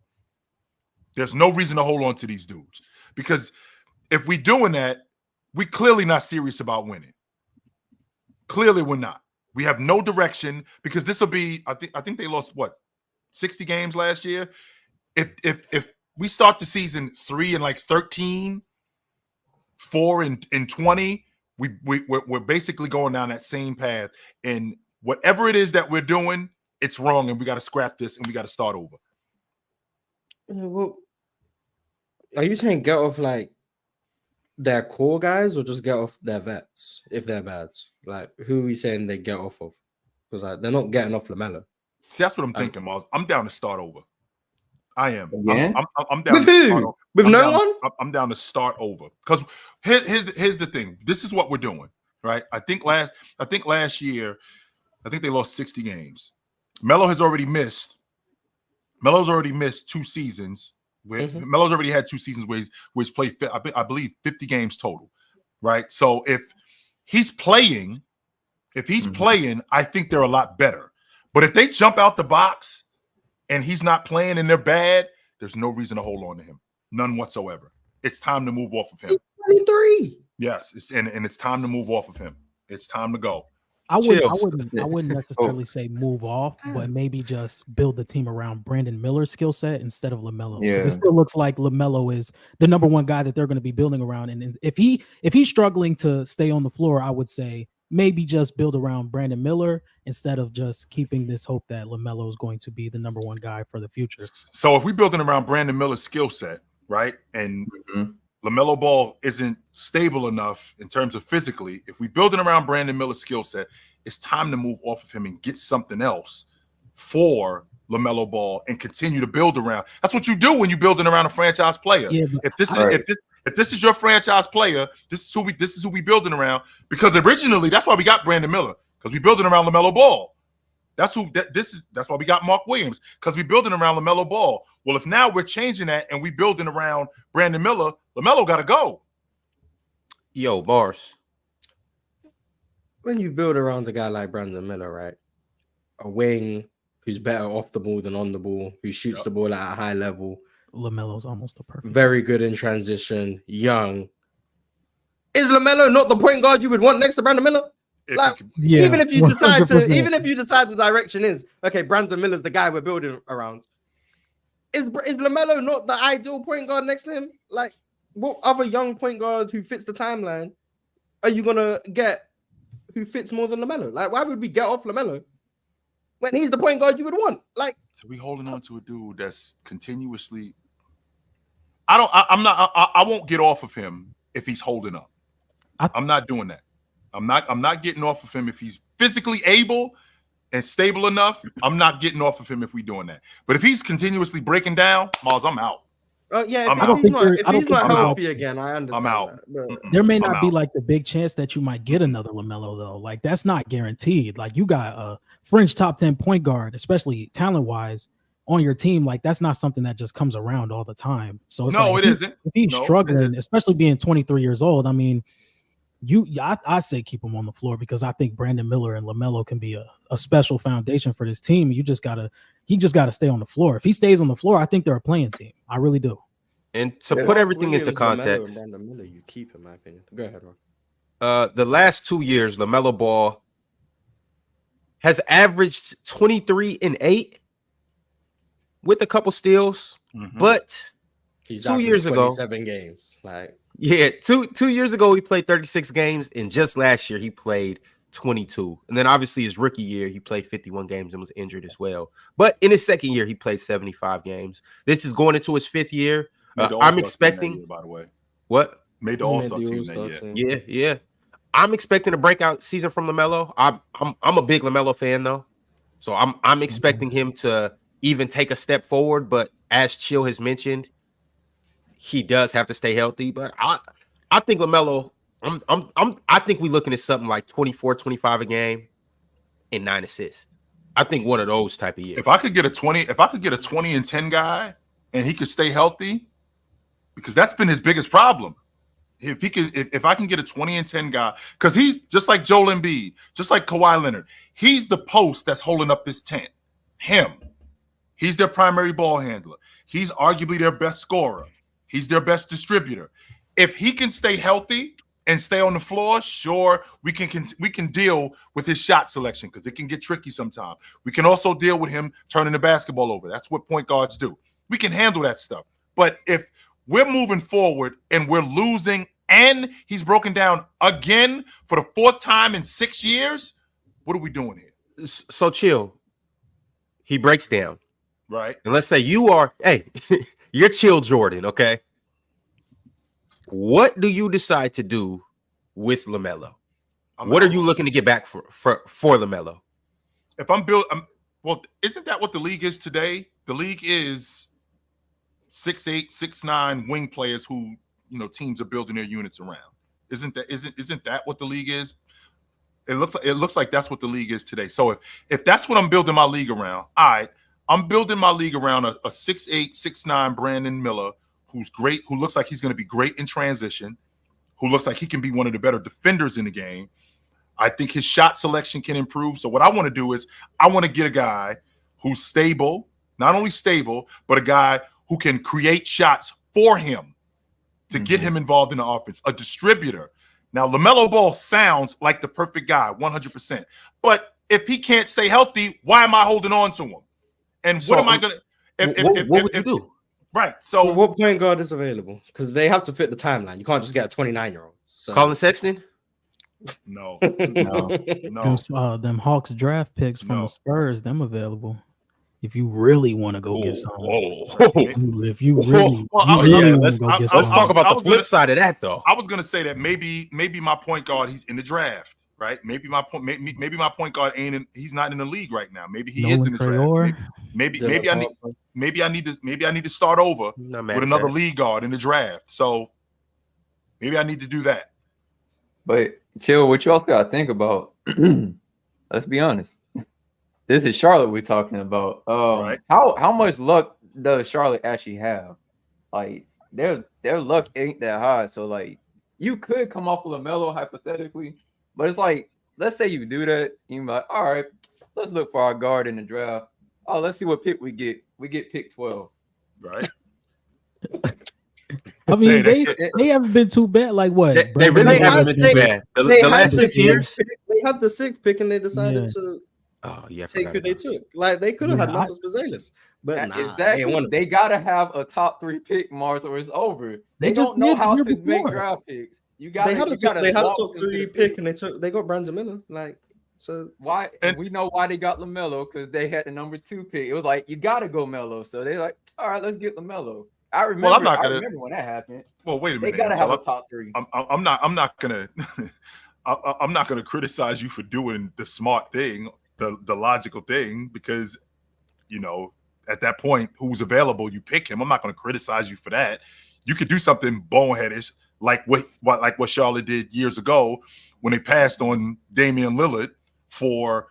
What's the kid with the goofy shot? Michael Gilchrist. From Kentucky. You pass on Damian Lillard and you pass on Bradley Beal for him, right? So I'm not going to criticize them for getting it right because that player was right in front of them. That's where your scouting department comes from. But remember, Jordan is gone. Jordan ain't the decision maker like he was in the past, which would explain why they getting some of these picks right, like Brandon Miller.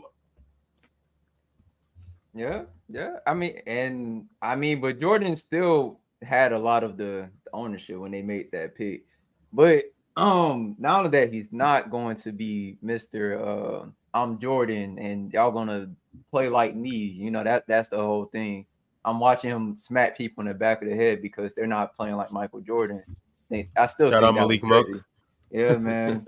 Hey, it made Malik better though. Look at him now. They actually have gotten picks right. I mean, don't forget. They drafted Shea and said, "No, we good. We're gonna ship him to the Clippers." Spozo. Yeah, your point guard, right? There's your lead guard right there. They had him. Like, no, I think we good. We'll ship him to the Clippers. Did they even make the right pick this year? Yeah, I was about to say, let Mars tell us that Jordan haunted him, and they made another wrong pick. They did not make. And even if they do have the pick this year was horrible, but well. Like, oh man, y'all gonna see. Y'all like hate no that's like Tijon. Y'all gonna see, man. No, he might turn might good be down the solid. line. He not gonna do much this year. He's a project, which is why I don't know if they're trying to win or not. Because I don't know why you would draft a project if you're trying to be competitive. But I don't know what they're trying to do. I don't know. Shout out to them. Dalton Connect was still on the board. So That's much what I thought that was their guy at so number far. 6. They right there in the SEC. They right there in the South. How y'all passed on him? That part. I get that. That's because he like 25. So I understand. But this that. kid was only one logical pick Hey, right let there. the Lakers. Matas Brazilus was the pick Lakers. for me. That's what I thought they should have gone. Like, that was perfect for them. That's what I thought. But this kid Salon might turn into something serious, and Mars might have to eat his words. I never said he can't turn into something. I just said right now he's not very good. And maybe he does turn into something crazy. As far as I'm concerned, the best case scenario is he turns into a 3-and-D power forward. That's the best case scenario, like for me. Now, if he develops shot creation and is able to finish at the rim consistently, like cool. But right now, he's a high energy guy with defensive upsides and is a confident shooter, but not very good at it. That's what he is right now. But if he figures out the rest of the game and he's able to dribble and he's able to finish and he has better touch around the rim and he's able to create his own shot and he becomes a better rebounder and all of those things, and he actually is a better defender than just trying hard and all of those things, and he learns how to 19 years old. Yeah, if he does all of those things, he can become good. But right now, it's just I don't see it. Mars, we got some young guys on this team, and I'm gonna throw all of you guys. I'm gonna throw some names out there, and you guys let me know if you think that this player can take a step forward this year in this, because one of these guys has to play, and one of these guys they don't have to play good, but somebody's gonna play, and somebody has to score alongside these other 3 guys: LaMelo, Miles Bridges, and Brandon Miller. So I'm gonna throw these guys out there, and you let me know if you're expecting them to take a step forward. We got Nick Smith Jr. I don't know. Somebody got to play on the bed. He doesn't move me like that. Nah. He was a high pick too. Define high. Wait, he was a high. He was a first round. He wasn't a first rounder. My bad. Coming in. See, I be remembering guys coming in what they're supposed to be. He was highly talented. Yeah, he was supposed to be one of them ones.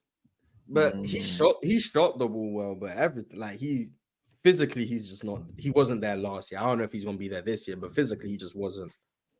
He wasn't where you'd want him to be. So if he develops physically, I can see him being in the rotation this year, but I wouldn't bet on it personally. Okay. The next guy I got for you guys for the Charlotte Hornets is Josh Green. If he can hit that shot consistently, he's going to be just fine. But the defense, I think the defense is going to translate. But if he just hits that outside shot a little more consistently, he's going to get some serious minutes on top of him already being a defender. Josh Green is what Tijon Salon can be. Is he going to start for them day one? Hell no, I hope not. You don't think so? I hope not. Tijon or Josh Green? No, Josh Green. Yeah, at what position? I would start him over Trey Mann. I would start him over Trey Mann. So LaMelo, Brandon Miller, Josh Green, Miles Bridges, and then Mark Williams. Okay. Damn, if Josh Green's starting, that's tough. I mean, they do gotta have he another one. He another. He didn't start games for the Mavericks. He's in the playoffs now, but yeah, he started games when not they were the playoffs. but were going through the injury crisis, and he started games. Yeah, but I mean, he another one of them. He try hard, so people act like he really playing defense. But like, what is it Russ said about Pat Bev? They be tricking you. Mm-hmm. He's not a good defender. He's high energy though, but he's not a good defender. But if he can shoot the ball, I guess maybe. But I feel like they only have like 4 players for. Yeah, that's what I'm saying. So like that's what I'm saying. Somebody got to step in and play these minutes, and that's why I'm asking you guys about these guys. Yeah, maybe I guess he might start. Yeah, maybe. Okay. The next guy is Till mentioned him, Trey Mann. He gonna be off the bench for them, I think, for sure. I think he's gonna play well like too. Trey. I like Trey. With OKC, he was playing like under 10 minutes a night. You go to Charlotte, he's giving you like 25 to 30 minutes. He's giving you like mid 30% on 6 attempts. That's a huge jump. Huge jump. I think he handled it pretty well too. I definitely think he's gonna fill that shooting role for them. Okay. Vasily Micic. Meech. I like Meech, man. I know he doesn't move you, Mars, but I actually like Meech. I just don't know if he's gonna play. I actually like Meech's game. I saw him when I saw him in the Olympics this summer. I'm thinking to myself, he could help Charlotte. He could definitely help Charlotte. Playing off the ball, playing on the ball. He a better passer than what I thought he was. I shouldn't have been surprised that he's the passer that he is, considering, a lot of Euros are really good at getting off the ball. And he's one of those dudes who he gets off the ball really well. And he's a better fade shooter than I thought he was too. I saw that in the Olympics. So with that being said, him playing in Charlotte, he should get significant minutes. Oh, man. I don't know. Are they trying to go with the young guys? I don't know.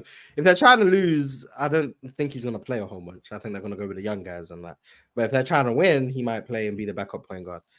I don't know what direction Charlotte's going in. So all of this rotation stuff, I have no idea. Like, I think Tijon Solano will play if they're trying to lose. But if they're trying to win, I don't think he's going to play. And that's like this opposite for Vasily Micic. I think if they're trying to win, he'll probably play. If they're trying to lose, he probably won't. So then if that's the case, you could probably get something for him, maybe a second, and move off of him. What you holding on to him for? Send him to Denver. Yeah. All right, y'all. Well, that is that for the Charlotte Hornets. Shout out to the Hornets. We'll see exactly what they're gonna. Well, we should know by the end of November exactly what the Hornets are up to, whether they're trying to win or whether it's another throwaway season. I don't think it's going to take that long, Ron. Like the end of November. Yeah. No, I don't think it's going to take that long. We've seen teams where you see in the first week or 2 weeks, like, yo, these dudes is garbage. Yeah. Just like Mars told me that. Just like Mars made me watch the San Antonio Spurs, and that was like drinking cough syrup. But I did. And chill. Some people like to drink cough syrup. Yeah, shout out all the syrup sippers. Once I started watching, once they got Wemby, it became less of a difficult watch, much less. Wemby not that good for real. I'm not gonna lie. Here we go. People are ready for that conversation. But... All right, so where the hell did MTL go? Because it's time to get into the Hornets talk. So I'm gonna give him a second to get back up here. Wow, we're giving him a second. Let's read a couple super chats. We just got it. He meant the magic. He meant the magic. You know how Ron be. Yeah, I do. I know how Ron is. Void Century said, I just watched Atletico Madrid call Vinny Jr. all kinds of N-words and slurs and throw projectiles onto the field. But yeah, chill. Cowboys fans, worst fan base. Yes, they are. 100%. Yes, they are. Yes. Mm-hmm. It's All Laugh said, my home state doesn't have an NFL team. When I turn on the 9 o'clock news and see Cowboys glaze every night, I'm 100% preying on your downfall. That's what happens. Mm-hmm. Cultured Bandit said, Jimmy to the Suns, Nets, or Bulls could probably work for both sides. I just think it works for the Nets. What are you getting for it? What are the Nets Ben giving Simmons. up for buckets? Is that a straight up deal, Mars? When he has his revenge season, yes. He's gonna be better than Jimmy Butler. Excuse me. I can't. Well, that's why you lost in the PCL, man. You don't know. Here you go. He's been talking. I hope Pirate. That's why you lost. You don't know. I hope Pirate. Real ones know. Real ones. You know, I'm putting the money on Swiper. I said Swiper. I'm putting money on Pirate. Gonna lose twice. Take him out, Pirate. Take him out. You see, John D. I would bet against you. I got my money on Pirate too. I want Pirate to win because it just looks good. He was talking real hard. I got three people against me. Dang, Mars, you the underdog. Well, wait a minute, Mars. Hang on. What is it? The great one said every time I'm up here, man. 1 on 5. 1 on 5. Okay, first and foremost, let's get to the bottom of why I'm betting on Pirate. I'm betting on Pirate because I lost to him, so it just looks better if the champ wins. Yeah, well, you would have lost to me. You just was on the other side of the bracket. But then I would have, and if I would have lost to you, then it would have, like I said, I would have lost to the champ. So it would have been good. No problem. So I'm rooting for Pirate because it just looks better that I lost to the champ. You can lose to the women's champ. That's cool. This like the Luka Doncic movement when everybody was making a Twitter profile pictures that Luka Doncic edit. Yeah, it's rough out here. It's rough out here, Morris. It's tough. Everybody gonna be room for Byron. You could have just like not lost, but see, and he not gonna let it go. He not gonna let it go because we had an arrangement. He not gonna let it go. That's crazy. Did y'all have a deal, Mars? He just can't hold up his end of the bargain, bro. What was the deal? Yeah, hold on, y'all can't just. The deal was we had made an agreement. We were supposed to meet each other in the championship. We was like, yeah, bro, we're gonna meet each other in the championship. You know what I'm saying? We're gonna promote some things we got coming in the future. And I ain't gonna lie. He's old. That's what happened. He's old. Oh, so y'all can't promote these things anymore, or y'all have to wait for it. It doesn't hit the same. It doesn't hit the same. It does because now he a loser, and it's like all right. I told him. He can have his fun right now, but wait till season 2.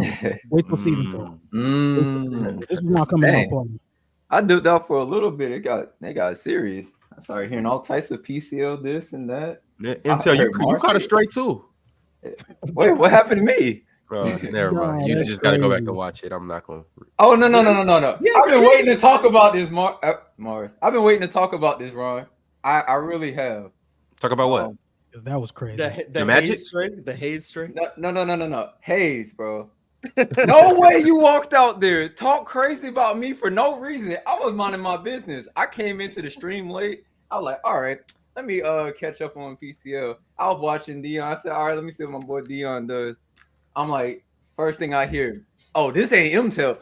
Whoa, what happened? Call me. I was like, whoa. And then out of nowhere, I thought that was crazy. You know, so now I'm watching. I'm like, all right, he's feeling himself. So let me see what he does. He won that. Congratulations. But the whole time, every time he started around, it was, oh, yeah. Oh, Ryan. Oh, my fault. I was muted, Ryan. My bad. Then he goes and plays Mars. Mars is giving him the answers. He's like, bro, please. I'm telling you what year to get. Come on, man. Tim Duncan, I'm walking it to you. He said, you know what? I don't want to do that because I don't got it. That's the guy that was all right. I'm good. I had to get off my chest. MTL, do you need the one-on-one with Hayes? Do you need us to set that up? I would beat Hayes. I would definitely beat Hayes. That sounds like a yes to me, Ron. There it is.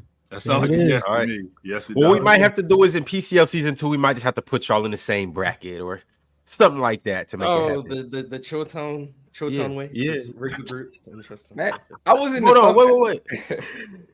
I was in the toughest division. Yeah, MTL was in the toughest division, so it was he's a rookie in this, so you know he was just figuring out his sets and his plays and his delivery and all of that. Hayes, on the other hand, made it to the Final Four. MTO would have been a higher seed if he just went in a group with the 2 finalists. It's just he got unfortunate matchups. It is what it is. It did happen. Yeah, but all right, y'all. Let's go ahead and get into it. We got the Orlando Magic next. Let's talk about this team. MTL, I'm going to start with you because this is your team. Talk to us about how this season will pan out for these guys and what's your expectations and what you're most looking forward to. All right, so with us, one thing that I know for a fact, we're winning 50-plus games this year, Ron. I got us winning 53. That's my guess. We're winning 53 this year. I would have to say that you're going to see a lot of development from Paolo. Hopefully he finally joins the efficiency side, so you know the advanced analytics can finally be on his side. So when I say something about him, people don't go, well, what's his on-off numbers? Like, I don't really think he's making an impact on the team, even though y'all won twice as many games since he's been on the roster. You know, that didn't mean anything. Him being healthy, that doesn't mean anything. Him being the only person scoring in the playoffs when we needed somebody, game 7, where was everybody at? I mean, I get it. He was shot chucking, I guess. I mean, when nobody else on the team knows how to make a shot, I feel like at some point in time, somebody got to be like, I guess I got to do it. So that tends to happen a lot with him. That's what hurts his efficiency. But now I got that mini rant out. Yeah, I have us winning like 53 games this year. I'm looking forward to seeing how our young guys do with Anthony Black, with TDS, with my other guy. I don't know why I'm drawing a blank on his name right now. But we have Not so. It's another one. Culver, Anthony, KCP. He didn't play like that last year. What, Cole Anthony? Yeah, Jay Howard. Yeah. I didn't know he was that tall. I'm not gonna lie. So I was watching him in summer league. I said, "Whoa, but he's like 6'8". I mean, his dad played the 4-5. Yeah, hey. Howard was 6'10". A bit of it. Yeah, right. I'm looking forward to seeing what he can do this year. His shot looked improved. I loved how our summer league team looked, and we looked like an OP summer league team until they started sitting everybody down. So I have a lot of confidence in what our young guys can do. I'm not sure which one of them is actually going to get playing time. That's going to be the biggest thing to see who takes those minutes. But yeah, like I said, I'm looking forward to seeing them. I think we're going to win like 53 games. I have us being like the 4 seed this year. So. And how far do you guys going into playoffs? Second round, possibly third. So possibly the Eastern Conference Finals. Possibly the East Finals team. So that means you guys have to knock off 2 powerhouses. If you're the 4 seed or the 5 seed, that means you're going to probably get Bucks or Sixers. You got to beat them in the first round. And then you got to turn around and beat number 1 seed, which is probably the Celtics. Y'all. I don't hate that matchup for y'all. I don't. What, the Celtics or the Bucks and Sixers? Celtics. I think they got the wing defenders to it because this. I'm telling you, if the Magic can get hot in a series with that defense, I don't think there's a match like if let's say out of nowhere, like how Miami that one year, all their role players just started knocking down threes when the playoffs started. Let's say Jalen Suggs is hitting his shots, Franz is hitting his shots, Jonathan Isaac, KCP, Tristan Da Silva, and Jet Howard. That defense is going to hold up, and if they get hot, man, hey. I mean, you're asking for something astronomical on offense. Yeah, don't get me wrong. I know that it's happened before, but it's more than likely unlikely. And why should I have to rely on that for us to get super hot in order for us to win? Why aren't we better offensively? Why isn't Jalen Suggs better at the 2-guard spot, being able to knock down open shots? Why is getting KCP? That's going to help your crew because he is a floor spacer. He can knock down. He knocks down shots. The difference in your crew, MTEL, and we don't talk about it a lot. Wendell Carter, he's the dude who I feel like in the mid post and in the mid range, he should be able to score more because I see what Paolo does. Paolo is one of the better big man distributors that I've seen. I love that kid.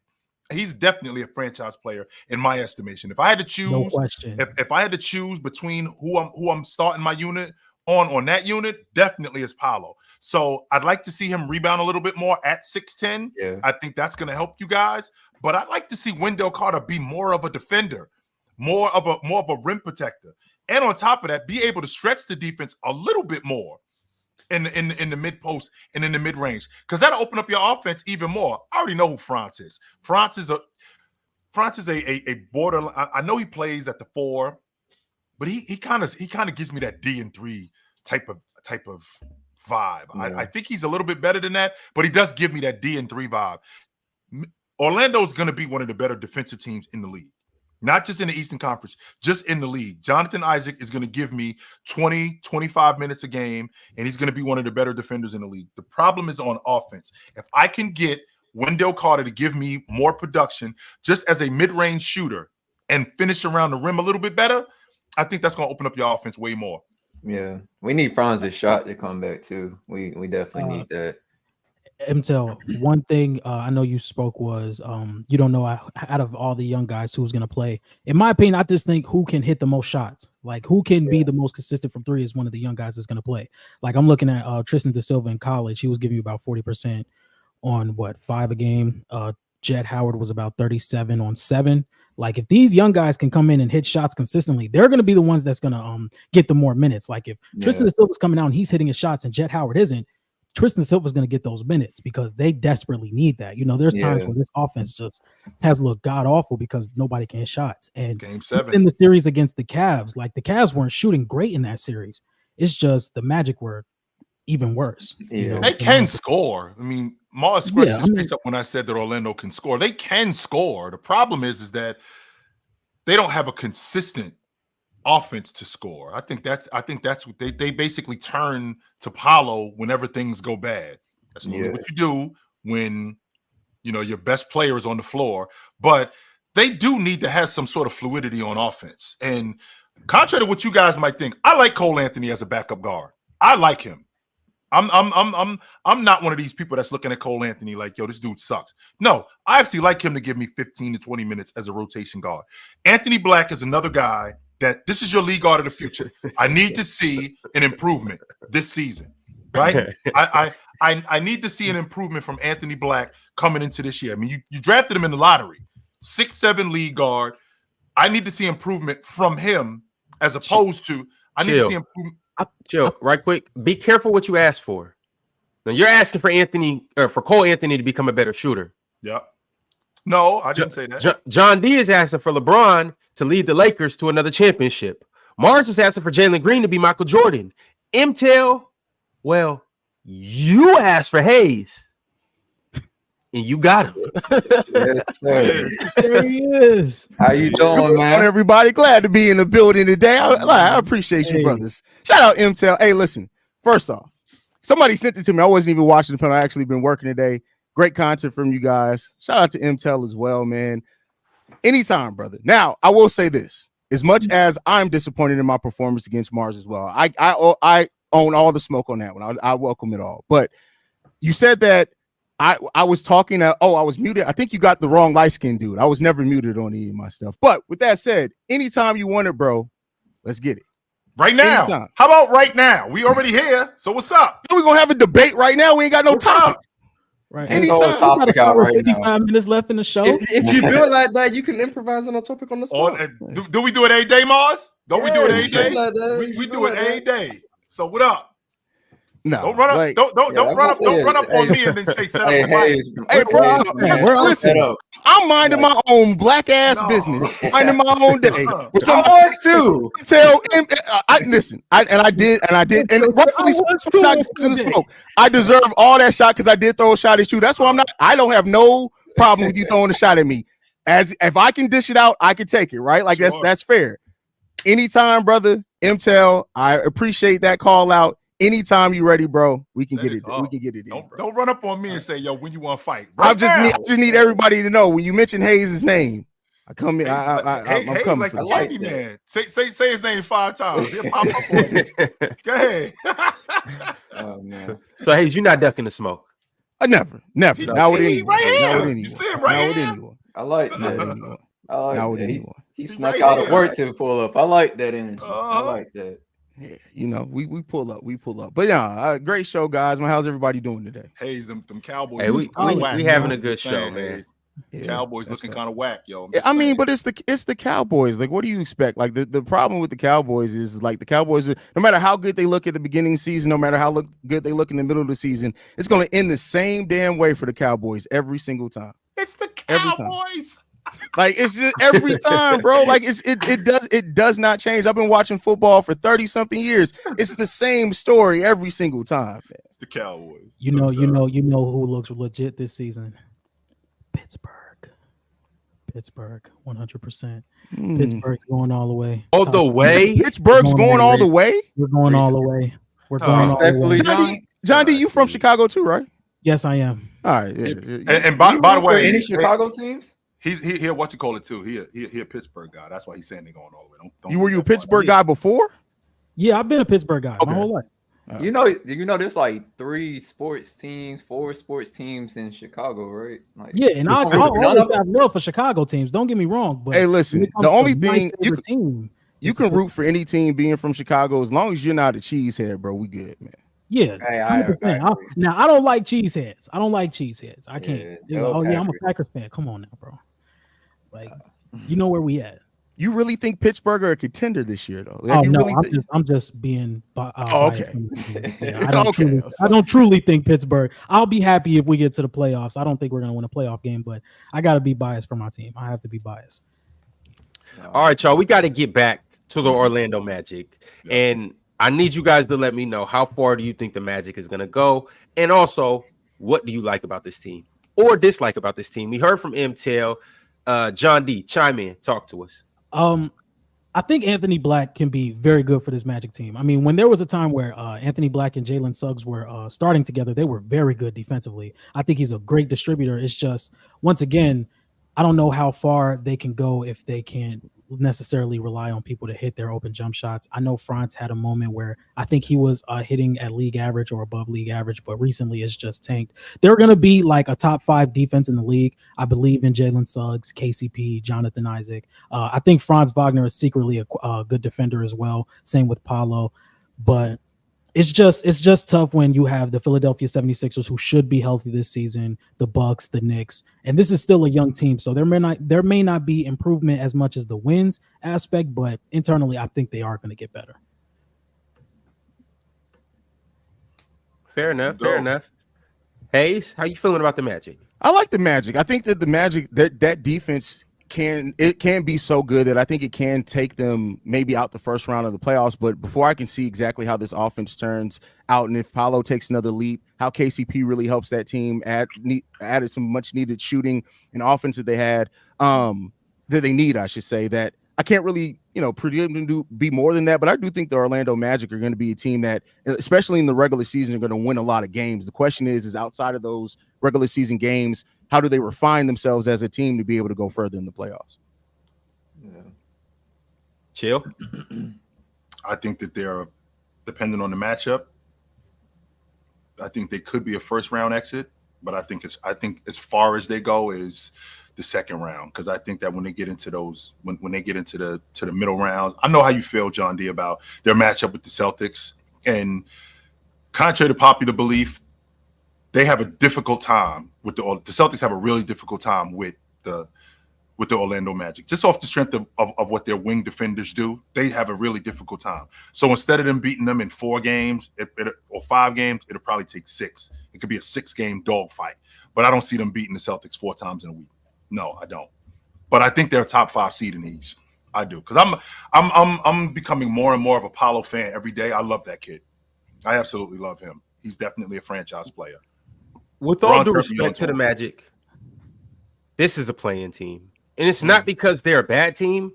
It's just because the top of the East is like that. They're not better than the Celtics. They're not better than the Knicks. They're not better than the Cavs. They're not better than the Sixers. They're not better than the Bucks. And they're not better than the Pacers. That's where it gets tricky. That's where it gets tricky, Ron. That's where it gets. After you said Philly, that's where it gets tricky for me, because I know I'm confident that of those teams, you already know how I feel about Milwaukee. Indiana, I think, is going to be in the middle of it, but I'm going off what I've seen from Orlando and their upside. This is which way they're going. They're not a team that I feel like is leveled off. They're going this way. And defensively, they're going to win a lot of games. I can't say that about Indiana. Indiana defensively is not going to win a lot of games. They won just as many games last year. They had one of the worst defenses in the league. And Indiana only had Pascal. And the Magic got one of the best offenses or worst offenses in the league. Right. And they're going to be better this year. And you know what, Ron? That may be the case. Did you ever watch Indiana Pacers and Magic game? Did you see how many times we blew them out? They don't play each other 82 games. They don't play each other 82 games. I said in the regular season, when you have to play every other team, I think that the Pacers have a good chance to be better than them. Last year, they finished with the same exact record last year. They were both 47-35, along with the Sixers, but we know what was the case with the Sixers, and I think we all believe that the Sixers are going to be better than both of those teams this year. And you already heard Joel Embiid, Ron, said that, quote, "We got to do what it takes to get me healthy in the playoffs." You know what that means? That means that this dude might play 50 regular season games. No, that means he lost 25 to 30 pounds. That's what I mean. And he might only play, because I've seen him he lost weight before. So they might hold him. And he was healthy in the playoffs. I'll be surprised if he played more than 55 games this year. I'll be surprised. Chill. The Sixers can win without him, though.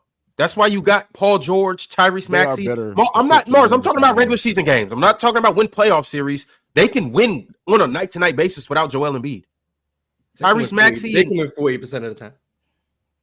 Okay. If Joel's out 10 games, if Joel's out 10 games and they win 4 or 5 games, that's a good stretch. They did a solid job. And then Joel comes and they win 80% of their games. Facts. Hey, that balances out. It's 12 out of 20. What's that? 60%. Yeah. But I mean, I like the Magic. And I like what they're building. I just think this is going to be one of those years, kind of similar to last year, except instead of finishing in the 5th seed, which you gotta look at it. Last year they could have easily been an 8th seed. It was literally a game difference between them and the 8th seed Miami Heat. So they were right there. I just think that Philadelphia has a better year than them, and I think the Pacers have a better year than them, and the Magic are the 7th seed. Ron, how concerned are you though about we know what the Pacers can be offensively? How concerned are you about them defensively next year? I think you guys overblow the Pacers defense. Okay. I think you guys blow that out of proportion, and I think you guys use that as an out to really talk about how good they are. No, we don't. As an out. They had one of the worst defenses in the league last year. No, we don't. Hey, okay. They were at the top of the league. They were at the top of the league last year in pace. They were at the top of the league last year in offense. They was at the top of the league last year in scoring. The problem is that they couldn't slow anybody down. They didn't need to slow anybody down to get to the Eastern Conference Finals. Ron, did I not watch? Well, actually, they did. But it wasn't by their doing. It was by other things. Did I not watch your Atlanta Hawks get into a? Did I not watch your Atlanta Hawks get into a bazooka fight with the Indiana Pacers? What is 155 to 149? They ain't stopping nobody, Ron. So what about when the Hawks got in dog fights with other teams too and beat other teams? What about when DeJounte Murray? What about when they couldn't seem to stop the Hawks? No Trae Young, DeJounte Murray out there going ballistic, and then I come back the next day and make a big deal of it, and it's Ron. Shut up, Ron. That was one game. Ron this, Ron that. But when I bring up other things, we never keep the same energy. Yes, we do, Ron. We always keep the same energy when it comes to when it comes to Atlanta in particular, because you only show up when they get busy. When they garbage, it's crickets out of you. Okay, so in Indiana also, it is crickets out of you. Chill. You just brought up the fact that you just brought up the fact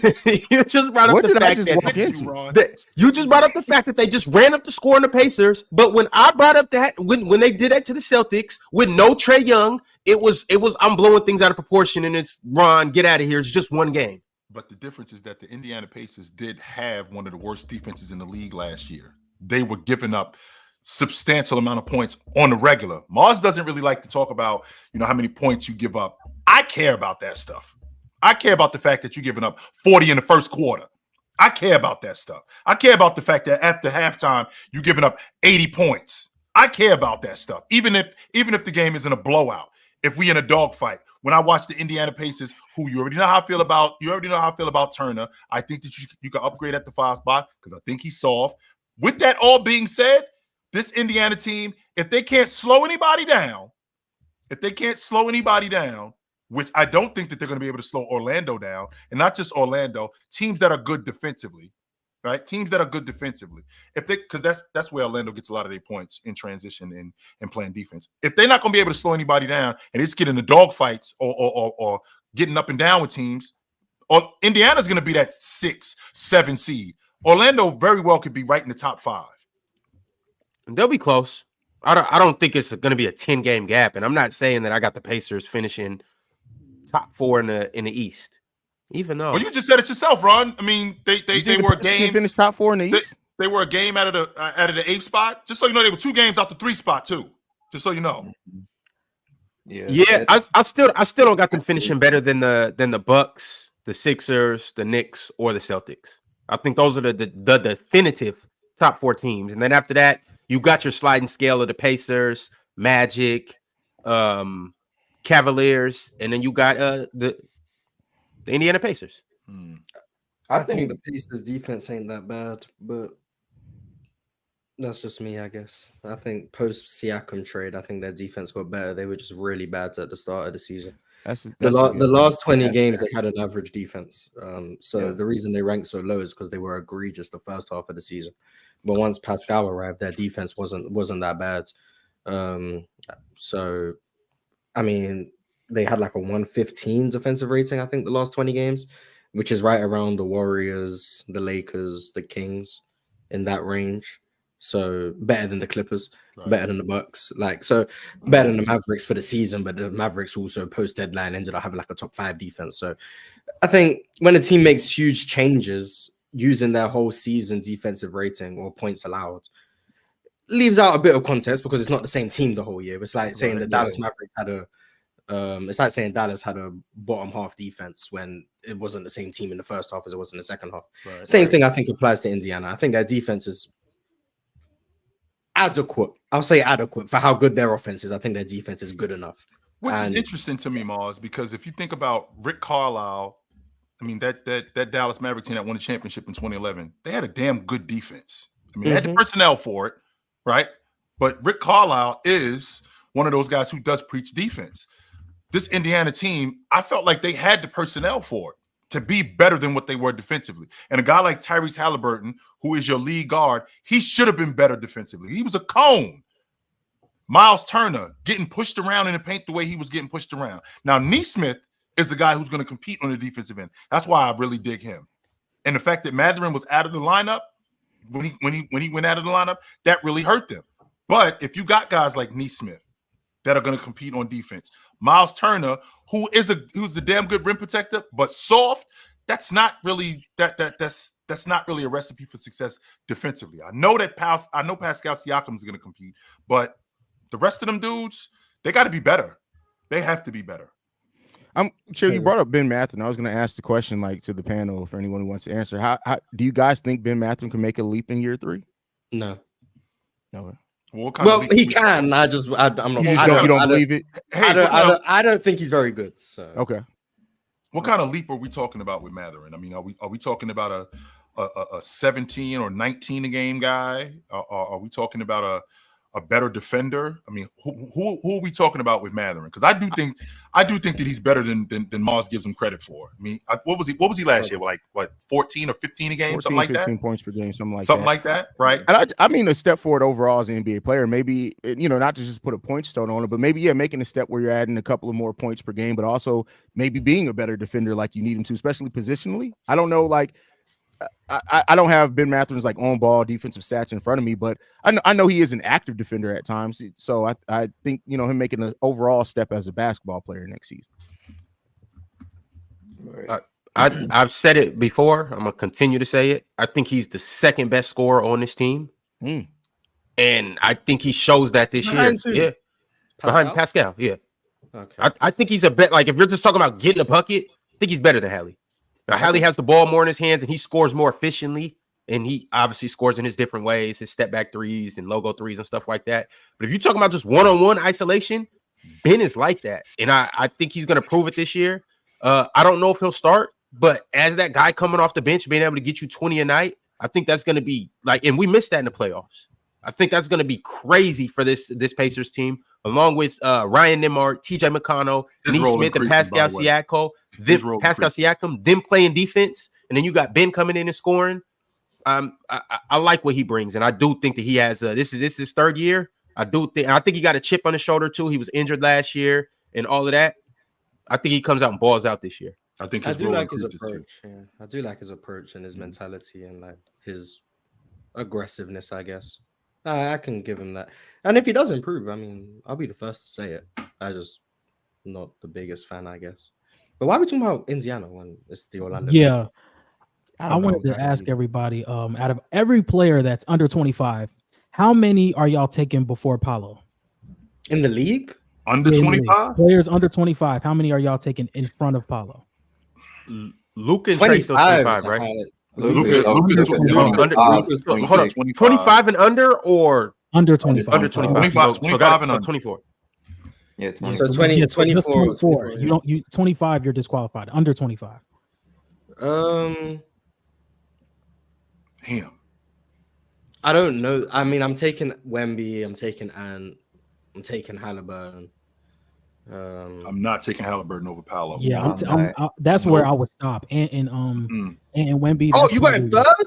I'm not taking. Yeah, out of all players under 25, I ain't taking him over Chet.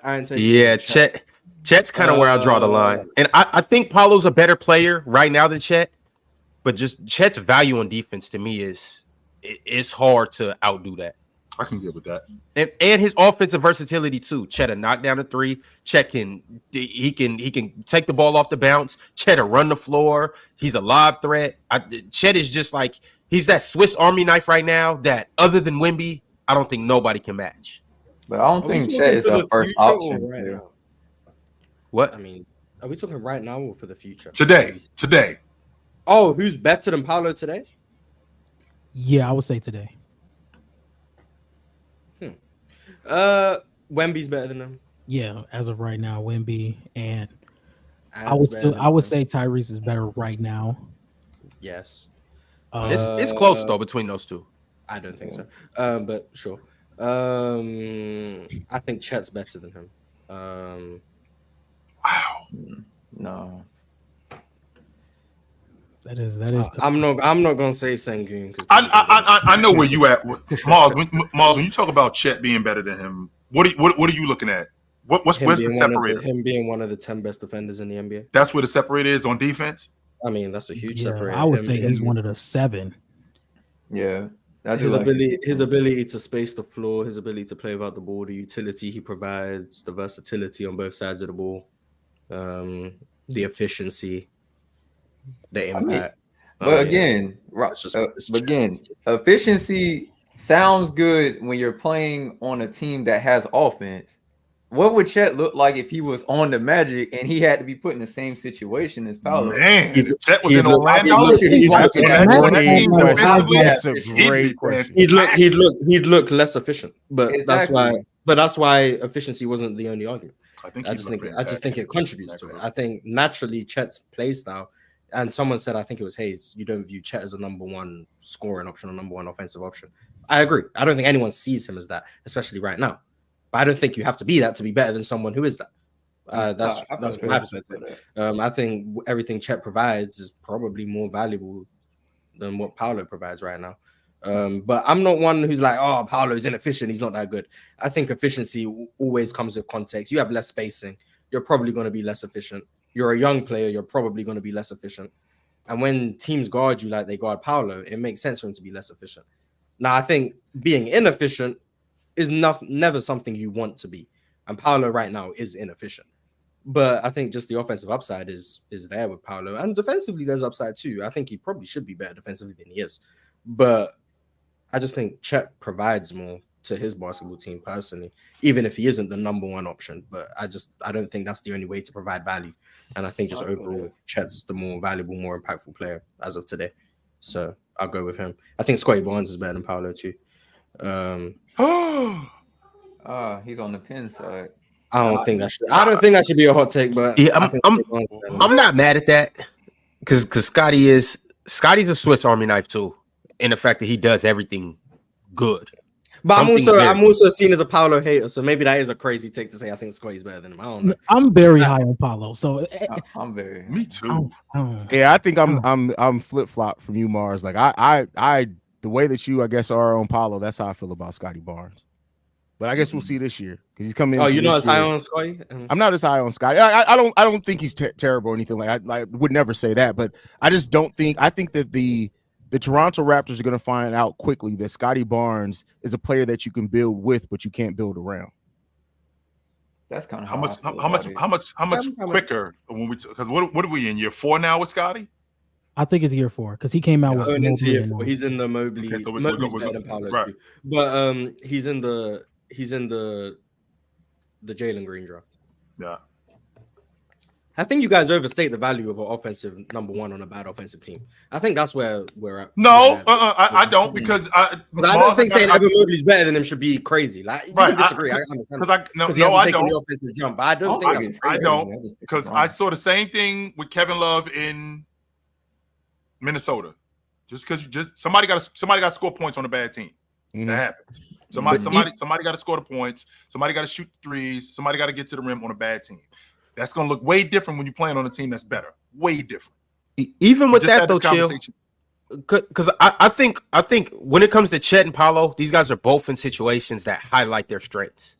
So I think, like, even if you flip-flop them, and even Evan Mobley, too, if you flip-flop them, if you put Evan Mobley on the Magic, sure, they'll be better defensively, but offensively, I don't know how they look with Evan over there. It would be a struggle. Exactly. Chet over there. Same thing. Now, I do think I'm high on the offensive upside of Evan and Chet. Wouldn't the offense change though? Wouldn't the offense change if you had? But it's a what though? It's not like we're doing the Magic need shot creation. Like Paolo is their shot. Franz can do it, but Paolo is their shot creation. And this is why I don't do the swap their situation, because they provide different value. Evan Mobley is not a shot creator. So if the Magic need shot creation, Paolo is better for the Magic than Evan Mobley is. That's just logical thinking to me. But if a team needs a defensive anchor, they need versatility on that side. They need just overall defense. They need versatility. They need being able to play off the ball. They need all of that value. Chet and Mobley, to me, are better players. So I don't do the swap their situation who's better thing, because not everyone is asked to do the same thing on their teams. So I think what Paolo is asked to do, he's better at that than if you ask Chet and Mobley to do it. But I don't think that makes him better than Chet and Mobley, because if I say, oh, can Paolo do for OKC what Chet did? No, but that's because that's not what he does. That's not his value. So that's just not how I view it. I just view it as who brings more value on a basketball team, or who has the skills that I view as more valuable to good basketball teams. And I think people in general, not saying you guys, but people in general, I believe, overstate the value of the best offensive player on bad offensive teams. I just think that's just a general thing when people, this guy's the highest volume scorer. He has the ball in his hands the most. He's the one initiating offense. This team needs him to do those things. And people just overstate that and how valuable I think that is. So that's why I guess I'm higher on guys like Chet and Mobley, who very clearly couldn't be the best offensive player on most teams in the NBA. But I don't think that means he's worse than someone who can be that, even if the offensive team isn't good.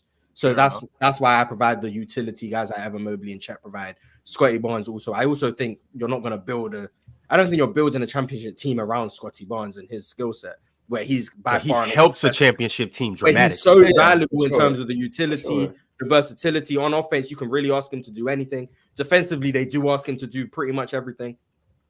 I just think the value that guys like Scotty Barnes and Evan Mobley and Chet provide make them more valuable, better players right now than Paolo. Now, the ceiling for Paolo, very high, very, very high.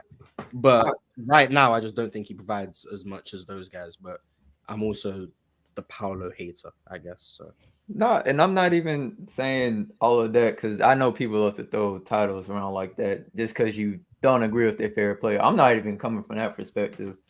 I'm more so curious about like the reason I said switch him in a Chet situation. Obviously, I know they bring different things to the table and they literally play different positions. That would be dumb to just be like, well, offense for offense. I'm just talking about like in terms of like having to be the number one guy compared to getting to be the number 3 guy. Some nights, some days you're the number 2. Who knows? But some days he isn't number 4. Yeah. Depending on like how their offense wants to do. They have a clear number 1 on that team where I feel like if Paolo had a guard who could draw in the same attention that Chet, gets to watch happen. Literally, he got a 30-point per game scorer on his team who's very, very good. I feel like if Paolo had a guard like that, you would see a way more efficient Paolo. More so than just him being a young player, being inefficient, being the number 1 on the team. I think the whole the way our offense is set up in general just makes it so like if somebody doesn't shoot the shots, we just gonna get blown out. He just happened to be one of the best at shot creation. That's how I look at it. All right, y'all. We gotta move on. Get to the next team in the Southeast Division, and this team happens to be. Oh boy. Oh, hey, man. Hey, man. Somebody turn the heat up in here, man. It's getting a little cold. It's a little chilly, y'all. Ice Trey has stepped into the chat, y'all, and we are going to talk about the Atlanta Hawks. They were a play-in team last year and the year before that, and it's looking like they're heading to be another play-in team, but they got the number 1 overall pick in Zachary Richese. They made a trade. They got rid of DeJounte Murray, brought in Dyson Daniels and some other pieces. How are we feeling about this team, fellas? Talk to me. They're better.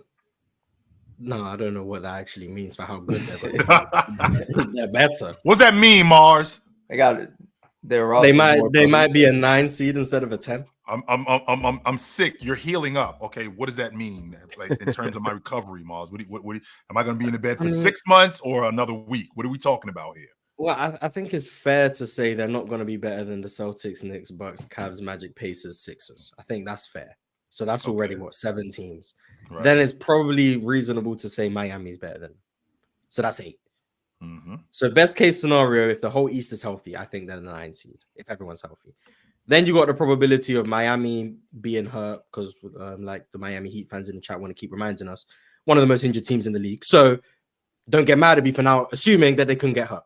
I'm sorry, you can't tell me they've been injured for the last 2 years or 3 years, and then get mad at me for saying they might get hurt again this year. So Miami, a team that's reasonable to assume they might get hurt. Philly with Joel Embiid, you never know how that's going to be. Paul George, another one.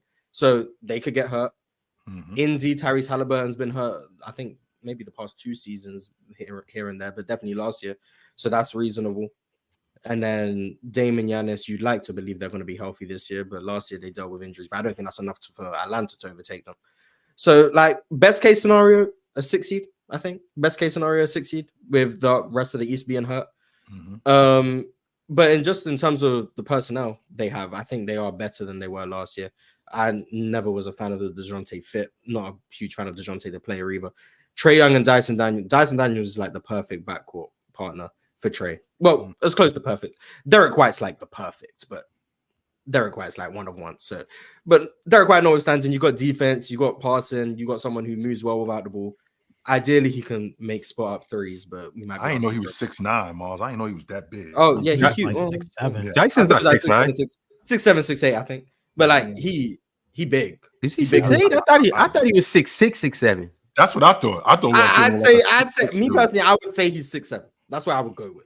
But I could see. Damn, they do got to listen to 6'8". I could. Hey, he's tall. All right. He does not. Hey, chill. I know you don't really like the direction that this team's headed in. I know you're saying get rid of Trae, but Dyson, Zach, and Jalen around Trae, I like that. You already know how I feel about that kid, Jalen Johnson. Super freak athlete. And he actually knows how to play basketball, too. I really like that about him. The problem that I'm having with Atlanta is the direction that they're going. Okay, my lead guard, 26 and 10 a game, can be inefficient for the Chill, how much? 26 and 10. Yes. Okay. 26 and 10, but can be inefficient, right? Doesn't really know much about when to get off the ball. Like he can pass, but he can throw a monkey wrench in his team's offense a lot of times. With that being said, now you're adding dirty work guys to your crew, right? You're adding guys like Larry Nance. You adding Dyson Daniels. I like that about your crew. And this kid Okongwu, today, Ron, like what's going on with this kid? Like he's been there for what year are we in? We in year 4. What are we doing with him? And it's time to move on. Yeah, year 4. In 2020, right? Is he not going into year 5? He's going into year 5. Oh, yeah, he's going into year 5. And it's time to move off of Capella. We've seen enough. I agree with that. It's time to move market for a Capella right now. 100%. Send him to New Orleans, I guess. 100% it's time to move off of him. But with that being said, if Quinn Snyder's a damn good coach, and this team needs to be better defensively. The X and O part offensively, I think they're gonna get better at that. But defensively, Trae is always gonna be a mismatch because he's small. He will compete on defense, however.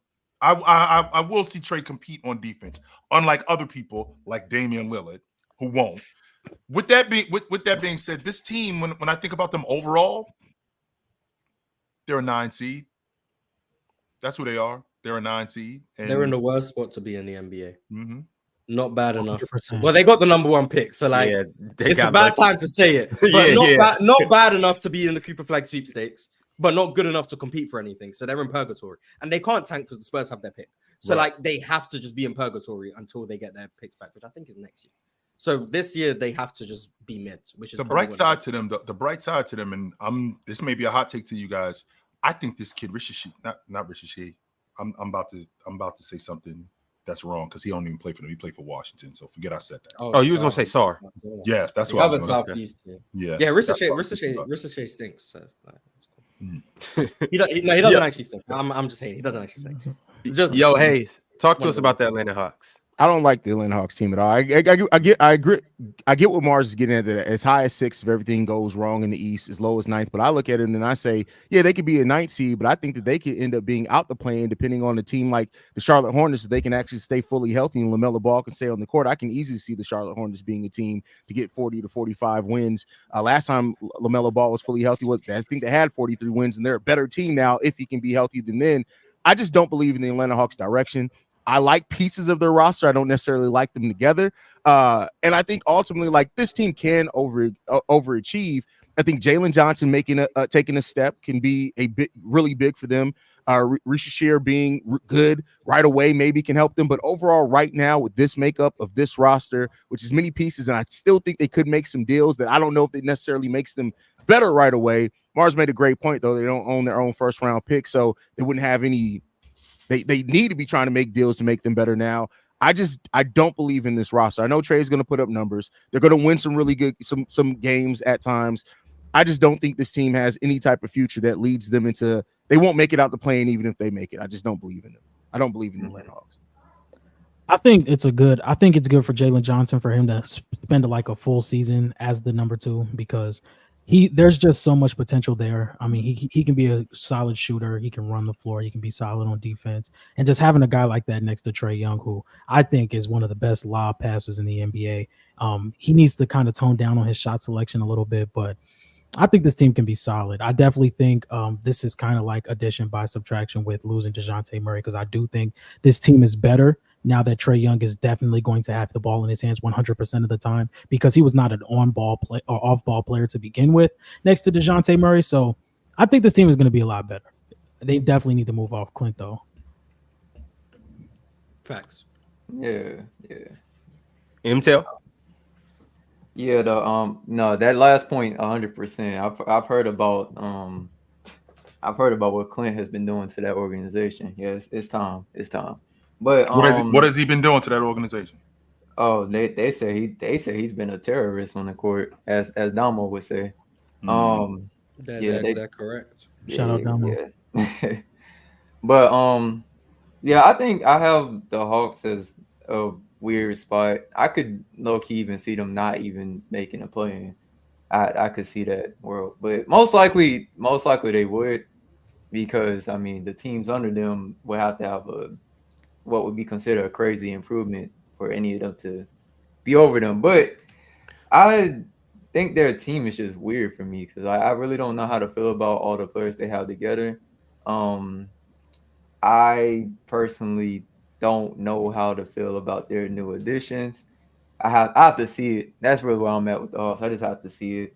I do like Trae being able to have the ball more. I was actually more high on Trae before he got into the league. Like I was really high on him, like coming out of high school, coming out of college, very high on him until he actually tried to be Steph Curry Jr. I didn't like him trying to do that. So it made it a little hard. I think the person on the highest one is Jalen Johnson.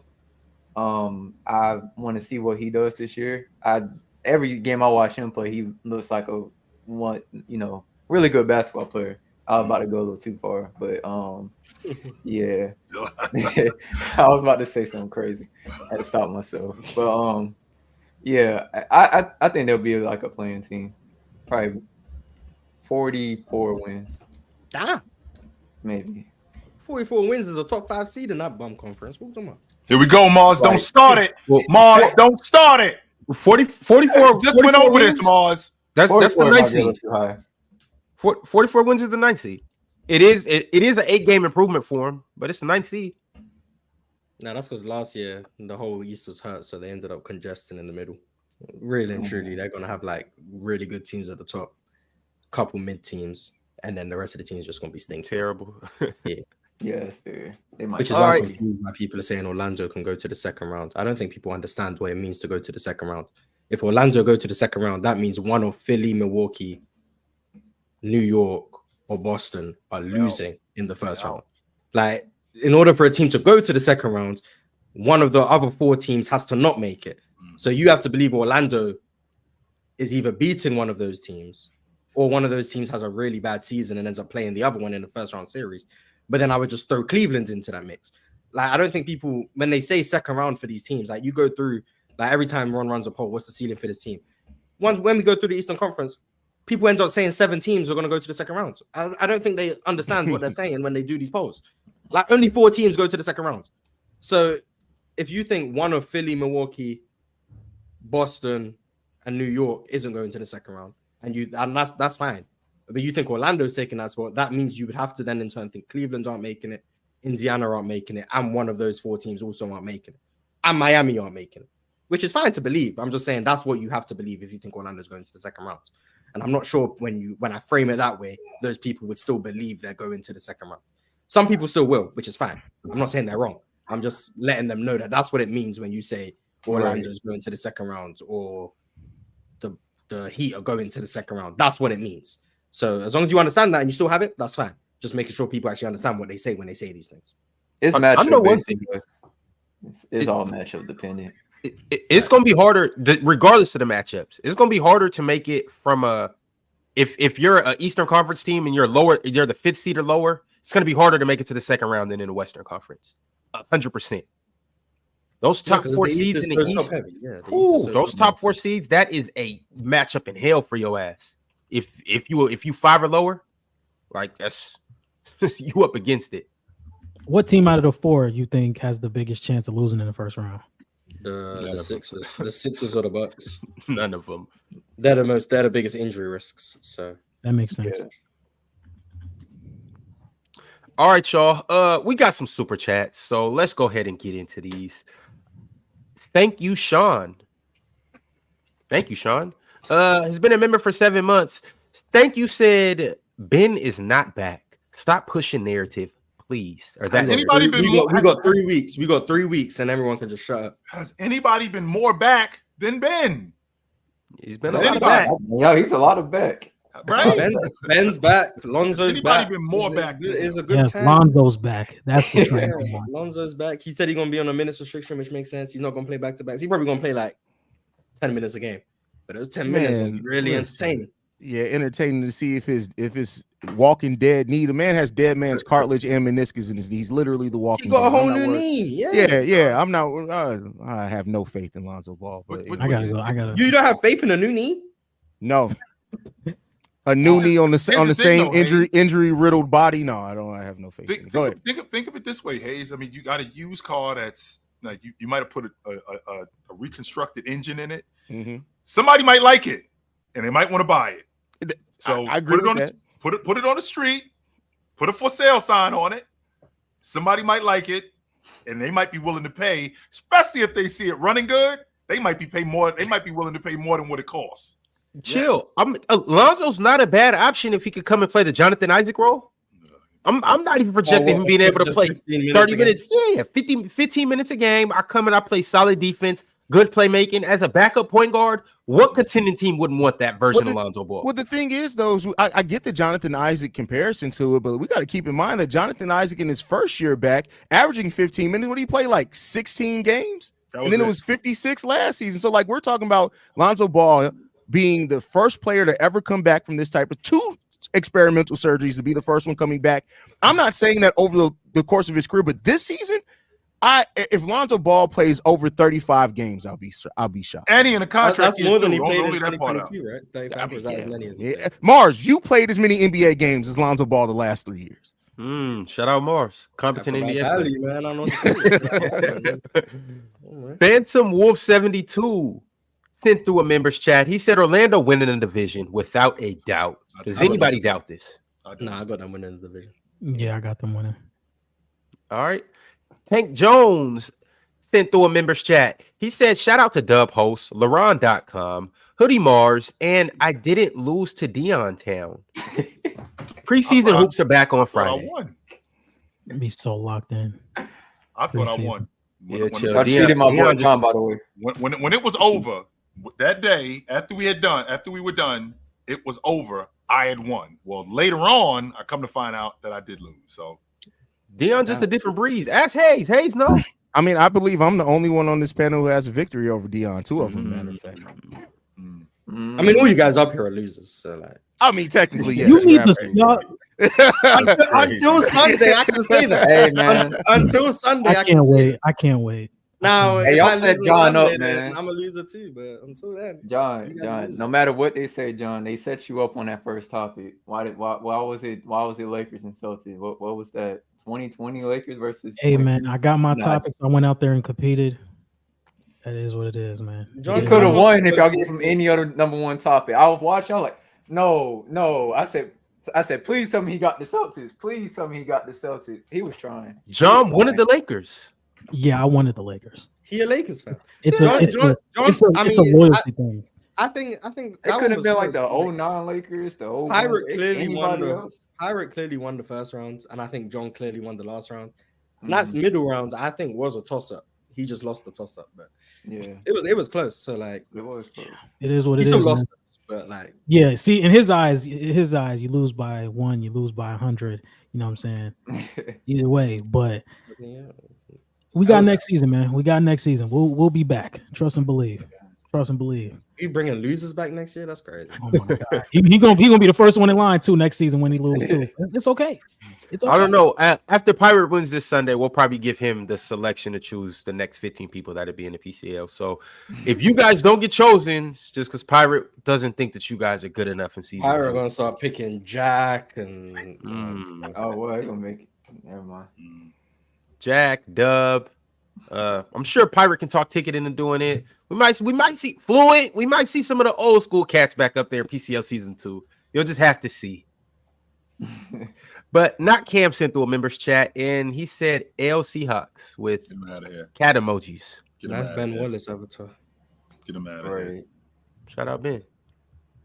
Grande Jones has been a member for 23 long and fruitful months. He said, I can't believe John D said that nonsense about the Steelers. They haven't played anybody in the one game. The other team scored more than one touchdown. They lost. The Steelers are mid.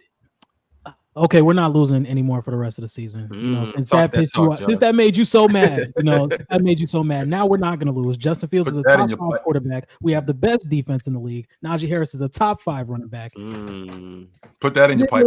You type. Light it up. You typing isn't going to make me like, oh, I'm not going to be biased towards my team. I'm still going to be biased towards my team. I'm not going to stop. Be like, yeah, bro, you're right. Pimp named Slickback said, city, by the way. Sorry. We said Pittsburgh is? It's a terrible city. That's probably why they made. I've never been, but I haven't. I've never been to Pittsburgh. Well, yeah, I think what Hayes is saying is don't go. Just continue to root from him from afar. 100%. Pimp named Slickback said, record-wise, I actually think Orlando could be the 2 or 3 seed. Philly, Milwaukee, and New York all have injury-prone rosters. Playoff depends on matchup. Don't the Magic have an injury-prone roster? Yes, they do. I had to make sure I was reading that right. I mean, they do. Basketball is just an injury-prone sport, though. Yeah, like, injuries happen. Just never know. Yeah, injuries can happen to any team, but like Orlando have just as much a probability of being hurt as like the Knicks do. Well, I mean, if we going off of like our top 3 and Paolo, Franz, and Suggs, they have always been very healthy, like season after season. It's Wendell I worry about. I'm not gonna lie. Wendell, JI, those are 2 I worry about the most. Hey, JI said he's 250 now. So yeah. JI, how you feel about that? 50 pounds. He prepared to be running full-time 5. That's what's gonna happen. He's gonna be a full-time 4 and 5. We're gonna see less switching, more rim protection. I would love to see that. How about Bates? How about Bates putting on 35 pounds? Yeah, but he's not gonna play. So okay, all right. 25 pounds is gonna get him minutes. Yeah. Well, so because he's 205 now, he's gonna be in the rotation. Big body. That's all you need to do is put some strength on. You see what happened when Steph Curry got a little stronger. You know, we're gonna see what happens when you see what happens. We're gonna see what happens when Wemby got stronger. Like Morris, it's been a case for a lot of people. I'd like to see Money Bates in the rotation next year. Ahead of who? George Niang, I guess. That's who will play. I hope he plays when they play us. I'd love to see that. That's crazy.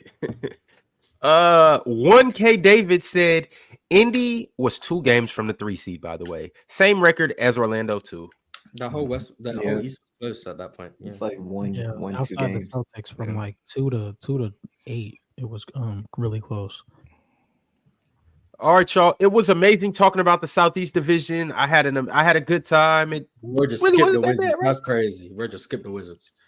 Oh, crazy. You just talked about them. Good. We acknowledged them. All right, let's get back to the super chats. Hold on. I got the whole Wizards breakdown.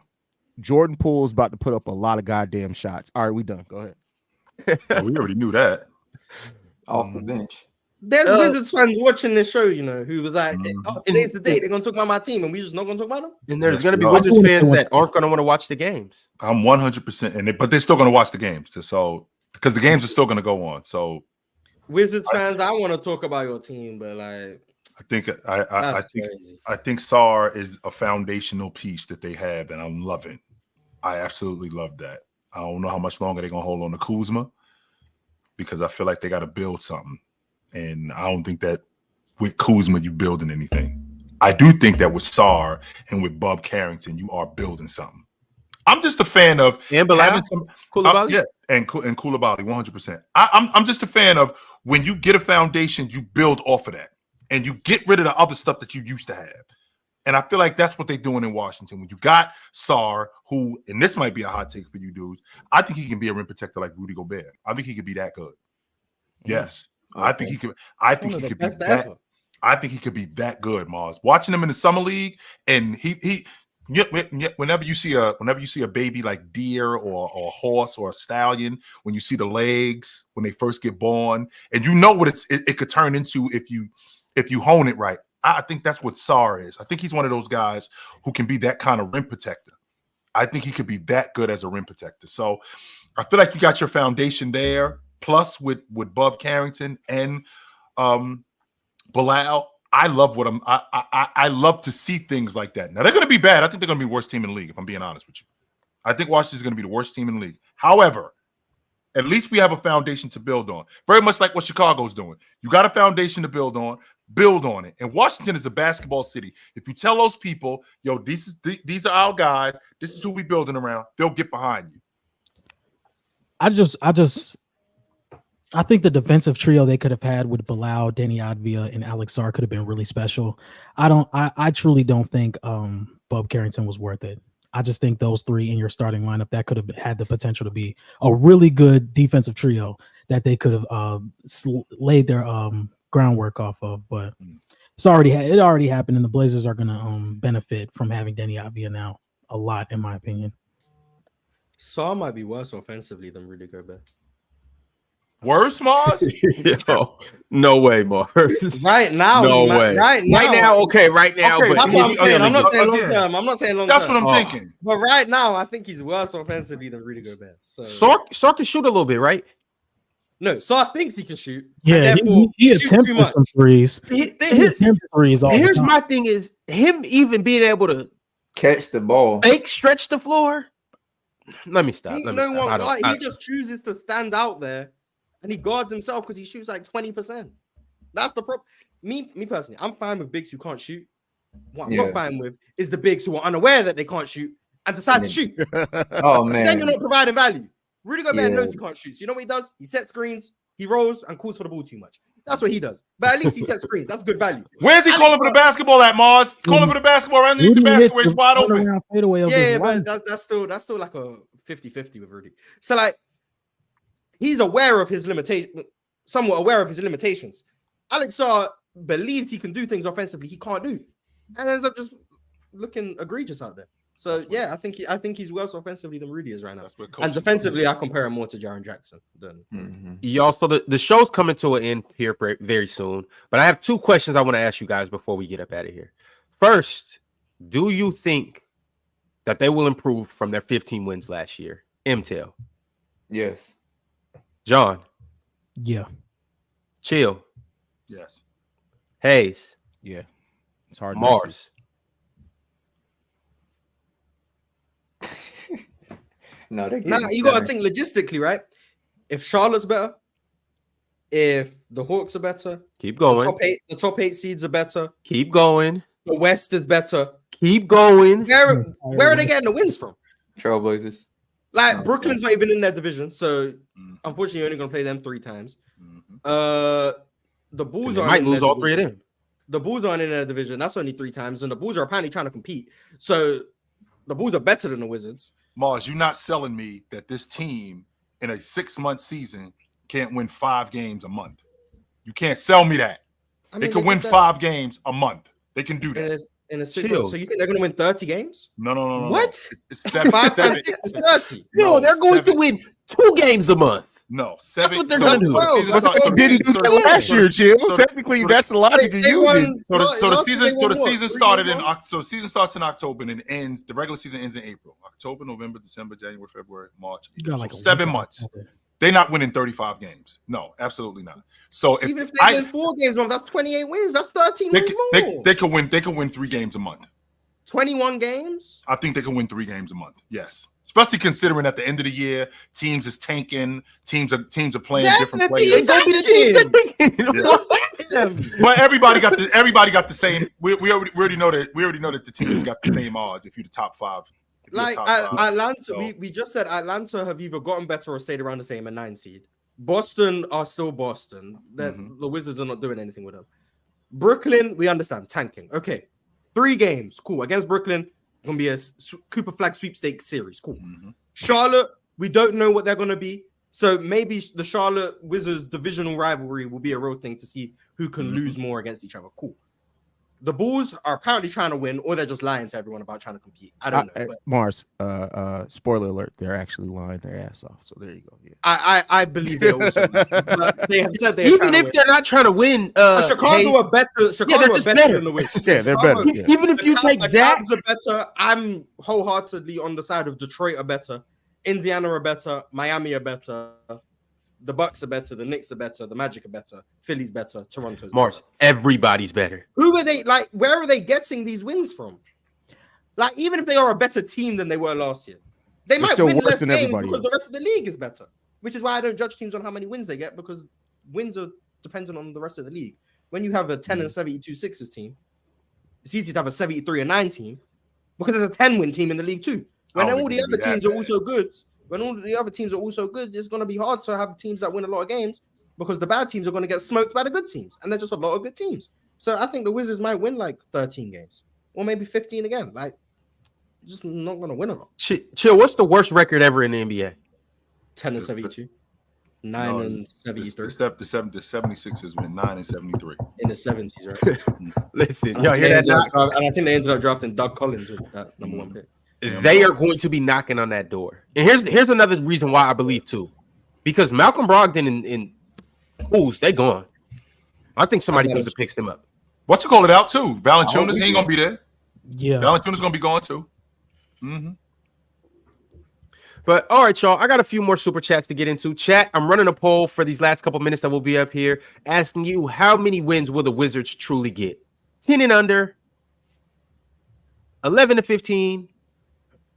Somehow they manage to win more than 15 to 20, or they get 5 games a month, which is 30. All right. In the meantime, Jalen said L Seahawks, L Ron, Dub Lions, golf put belt to ass. Huh.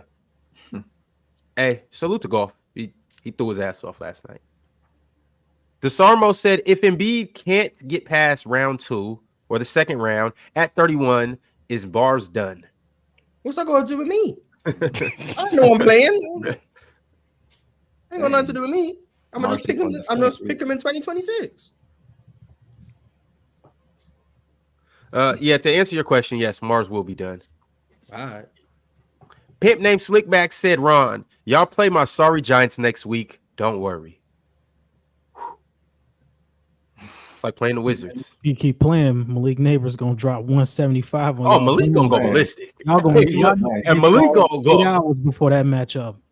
Malik gonna go, but we win by 4 touchdowns. Is Ox beefing Buddy in the chat? Yeah, he's handling Chill's light work. Shout out Big Ox stepping in and doing what a good friend's supposed to do. Chill with Chill, unite. W Trankster. I still got Ox losing today, but hey, man, he taking the face. So shout out to Ox. Masinko G said, I'm a Cowboys fan who hates our fans and organization. You know what it is. You know exactly what it is. So, speaking of who, Merry Christmas. Tomorrow, fellas. Chill, right quick. One unemployment is super necessary. Absolutely, B. Do you agree? I do agree. Yep. All right. Shout out one unemployment. Shout out to one unemployment. Later, fellas. All right, chill. All right. Absolutely. No doubt about it. One employment's absolutely necessary in the meat potatoes of the show. Mo said Harden and Kawhi duo will feed families. Hey, I heard Harden talking about now he know his role. He gets to be himself. He gets to, I'm telling you, 36 a game. We back. All right. He said it. Right. He said it. We back. Yeah, I forgot he's the system. I almost forgot. Yeah. And then Kawhi also said something about they asked him about Paul George being gone. And Paul he George basically is his savior. Yep. Yeah, he was like basically, I don't need Paul George. Basically, is what he was getting at. Exactly, because we back. We were James Harden. Addition by subtraction. Norman Powell said, "Hey, Ox was right about me. Now I get the opportunity." That's what he said. We here. Drink more water said, "Can y'all rank the top 10 defenders in the league?" Mars, do you have a Rolodex of 10 defenders that you can roll off right quick? Amen Thompson, Tyrese, and Jabari Smith, Dylan Brooks,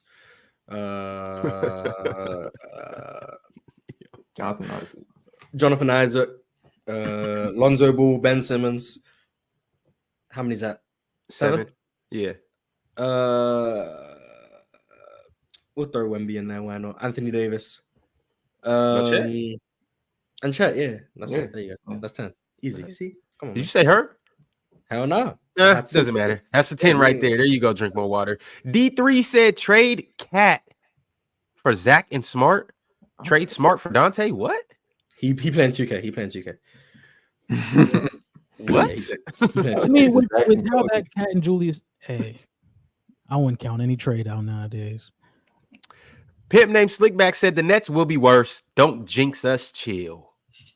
Ben Simmons gonna be back. That's all I know. Last but not least, Julius Irvin said, "Ron, can I get a season 2 invite? I'll cook these fools." Damn, y'all don't let Julius, Dr. J, call y'all fools. I mean, he probably will cook the losers, probably. Damn. Julius Foulius. All right, y'all. It has been an amazing episode. Hayes, I appreciate you for popping in. John, MTEL, always a pleasure to have you guys. We will be back tomorrow in Mars. Yeah, we talking about that one division tomorrow.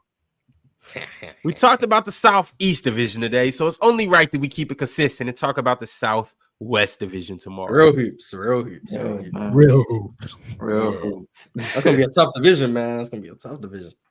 All right, y'all. We'll be back. Until then, don't be welling, y'all. In real life, don't be running around welling. All right. Merry Christmas, guys.